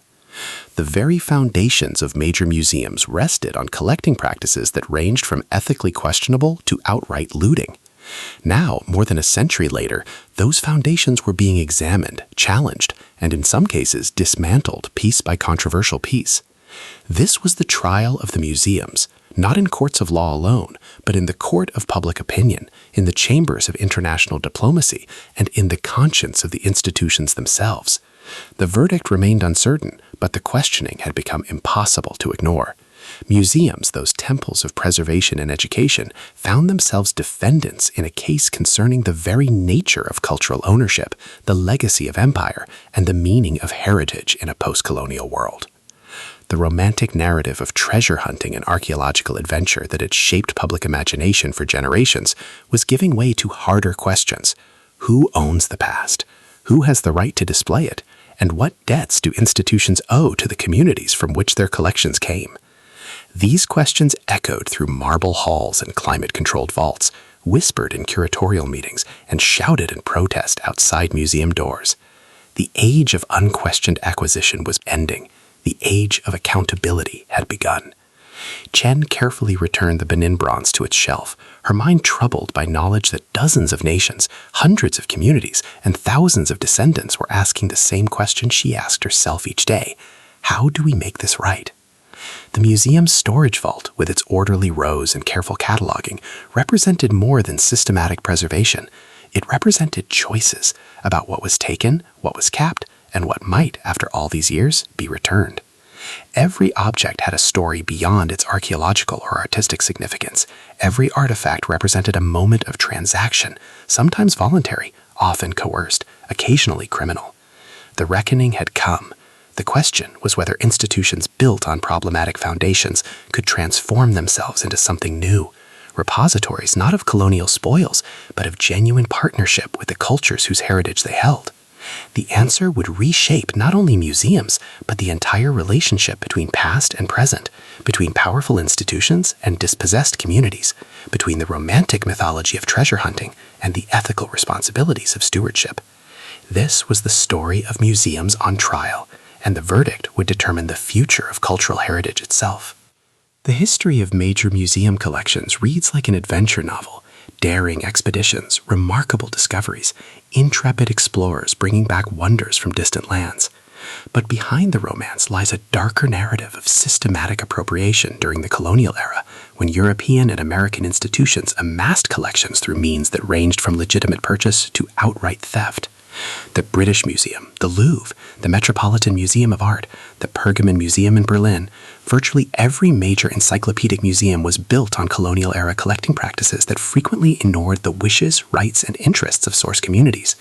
In many cases, the legal framework of the time explicitly favored the colonizing nations, with laws that gave occupying powers the right to excavate, claim, and export cultural materials from colonized territories. The Ottoman Empire's antiquities laws, for instance, evolved throughout the 19th century, but enforcement was inconsistent, and powerful foreign excavators often obtained permits that gave them rights to remove finds. The British Museum's acquisition of the Parthenon sculptures from Ottoman-controlled Athens in the early 1800s occurred under a permit whose legitimacy remains hotly contested. The original document has never been found, and Greece argues that even if it existed, the Ottoman authorities had no moral right to authorize removal of Greek cultural heritage. Similar patterns repeated across Africa, Asia, and the Americas. During the late 19th century scramble for Africa, European powers didn't just divide territory, they systematically collected cultural materials as spoils of colonial conquest. The 1897 British punitive expedition against Benin City resulted in the looting of thousands of bronze plaques, ivory carvings, and ceremonial objects from the royal palace. These weren't acquired through negotiation or purchase, but taken as spoils of a military action, then dispersed to museums and private collectors throughout Europe and America. Today, an estimated 90% of Africa's cultural heritage resides outside the continent, much of it acquired during the colonial period under circumstances that would be considered theft by contemporary standards. The situation in the Americas was equally problematic.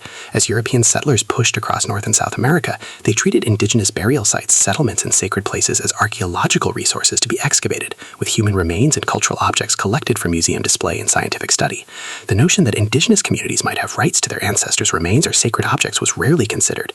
Native American burial mounds were excavated wholesale, with skeletal remains and grave goods becoming museum specimens.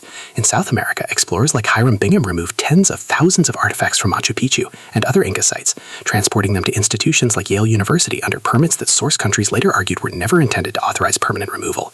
In Asia, colonial powers used their political dominance to acquire cultural treasures. Lord Elgin's removal of sculptures from the Parthenon was paralleled by countless other cases of colonial officials, military personnel, and sponsored expeditions removing artifacts from India, China, Southeast Asia, and the Middle East. The notion of universal museums developed partly to justify these acquisitions.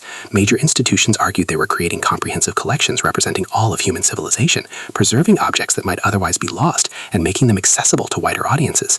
These arguments, articulated most forcefully by institutions like the British Museum, contained elements of truth. Museums did preserve objects, did make them accessible, did contribute to scholarship, but they also conveniently overlooked the coercion, violence, and exploitation that often characterized acquisition, and they assumed that European and American institutions were better stewards of global heritage than the cultures that created it.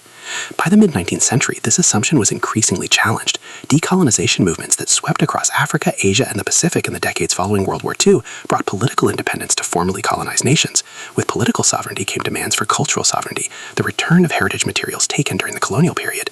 These demands initially met resistance from major museums, which argued that collections were legally acquired under the laws of the time, that return would deplete encyclopedic collections built over centuries, and that source countries often lacked conservation facilities and security to properly care for repatriated materials.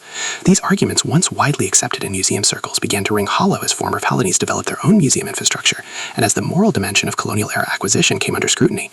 The debate was no longer merely legal about what rights historical permits and export licenses conveyed, but fundamentally ethical. Regardless of historical legality, was it right for institutions to retain materials acquired through colonialism, conquest, and coercion? Could museums built on empire transform themselves into institutions that respected the cultural rights of source communities? The questions grew more urgent with each passing decade, and by the early 21st century they could no longer be avoided. The case of Machu Picchu artifacts exemplified both the complexity of repatriation disputes and the possibility of resolution. In 1911, Hiram Bingham, sponsored by Yale University and the National Geographic Society, reached the Inca citadel of Machu Picchu.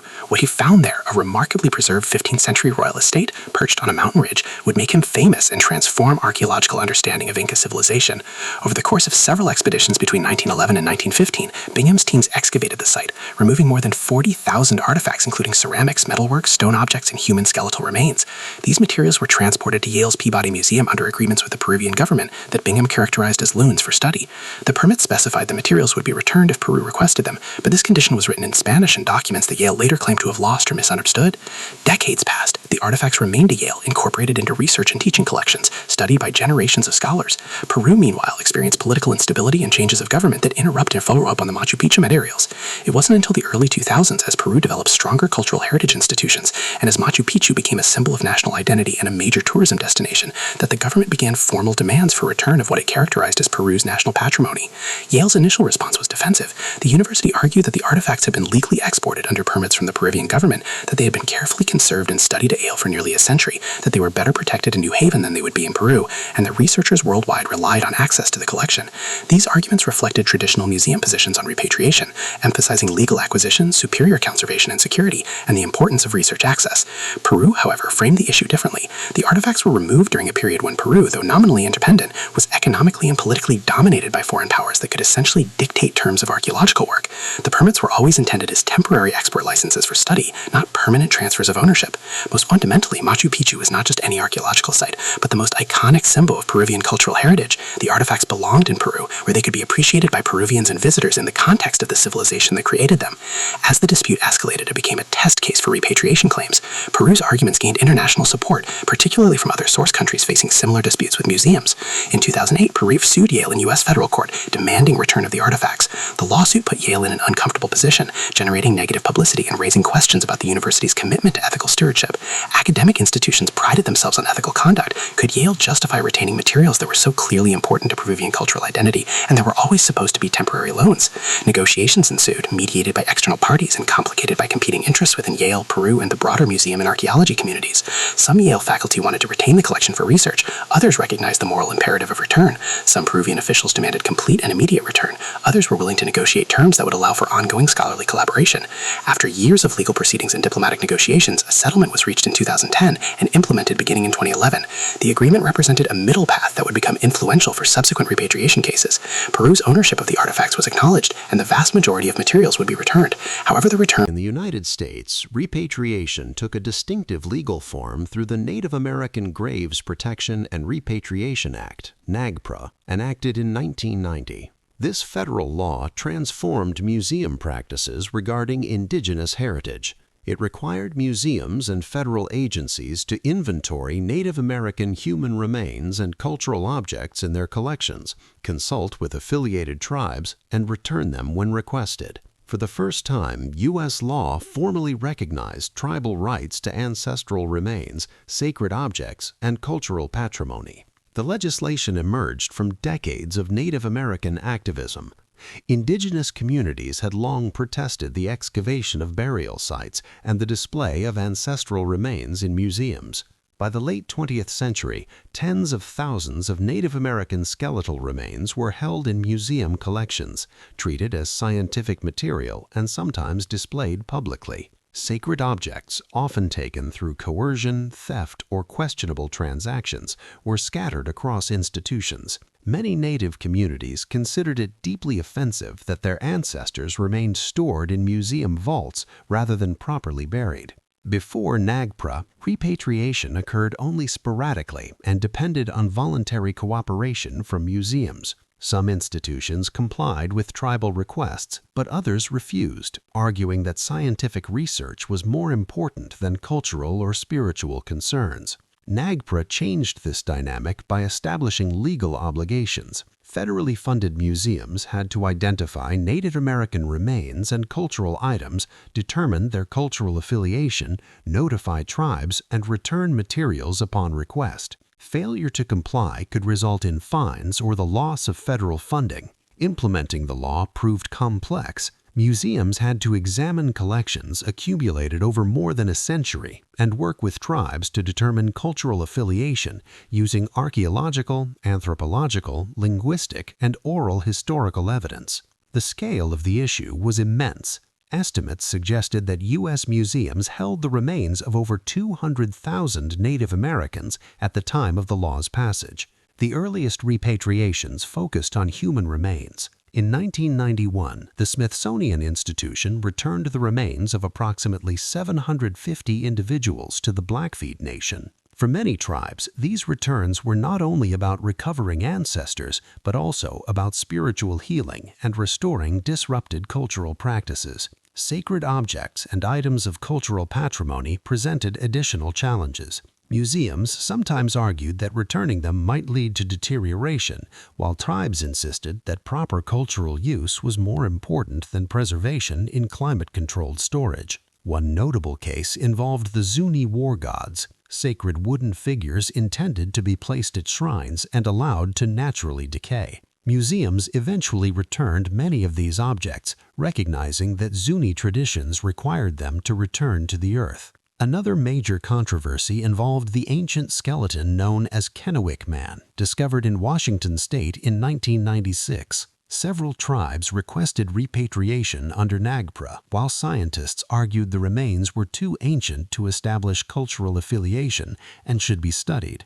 After years of legal disputes, DNA testing in 2015 confirmed genetic links with modern Native Americans. In 2017, the remains were returned to a coalition of tribes for reburial. By the 2020s, NAGPRA had resulted in the repatriation of hundreds of thousands of human remains and cultural objects. While the process has been slow and sometimes contentious, it marked a profound shift in museum ethics.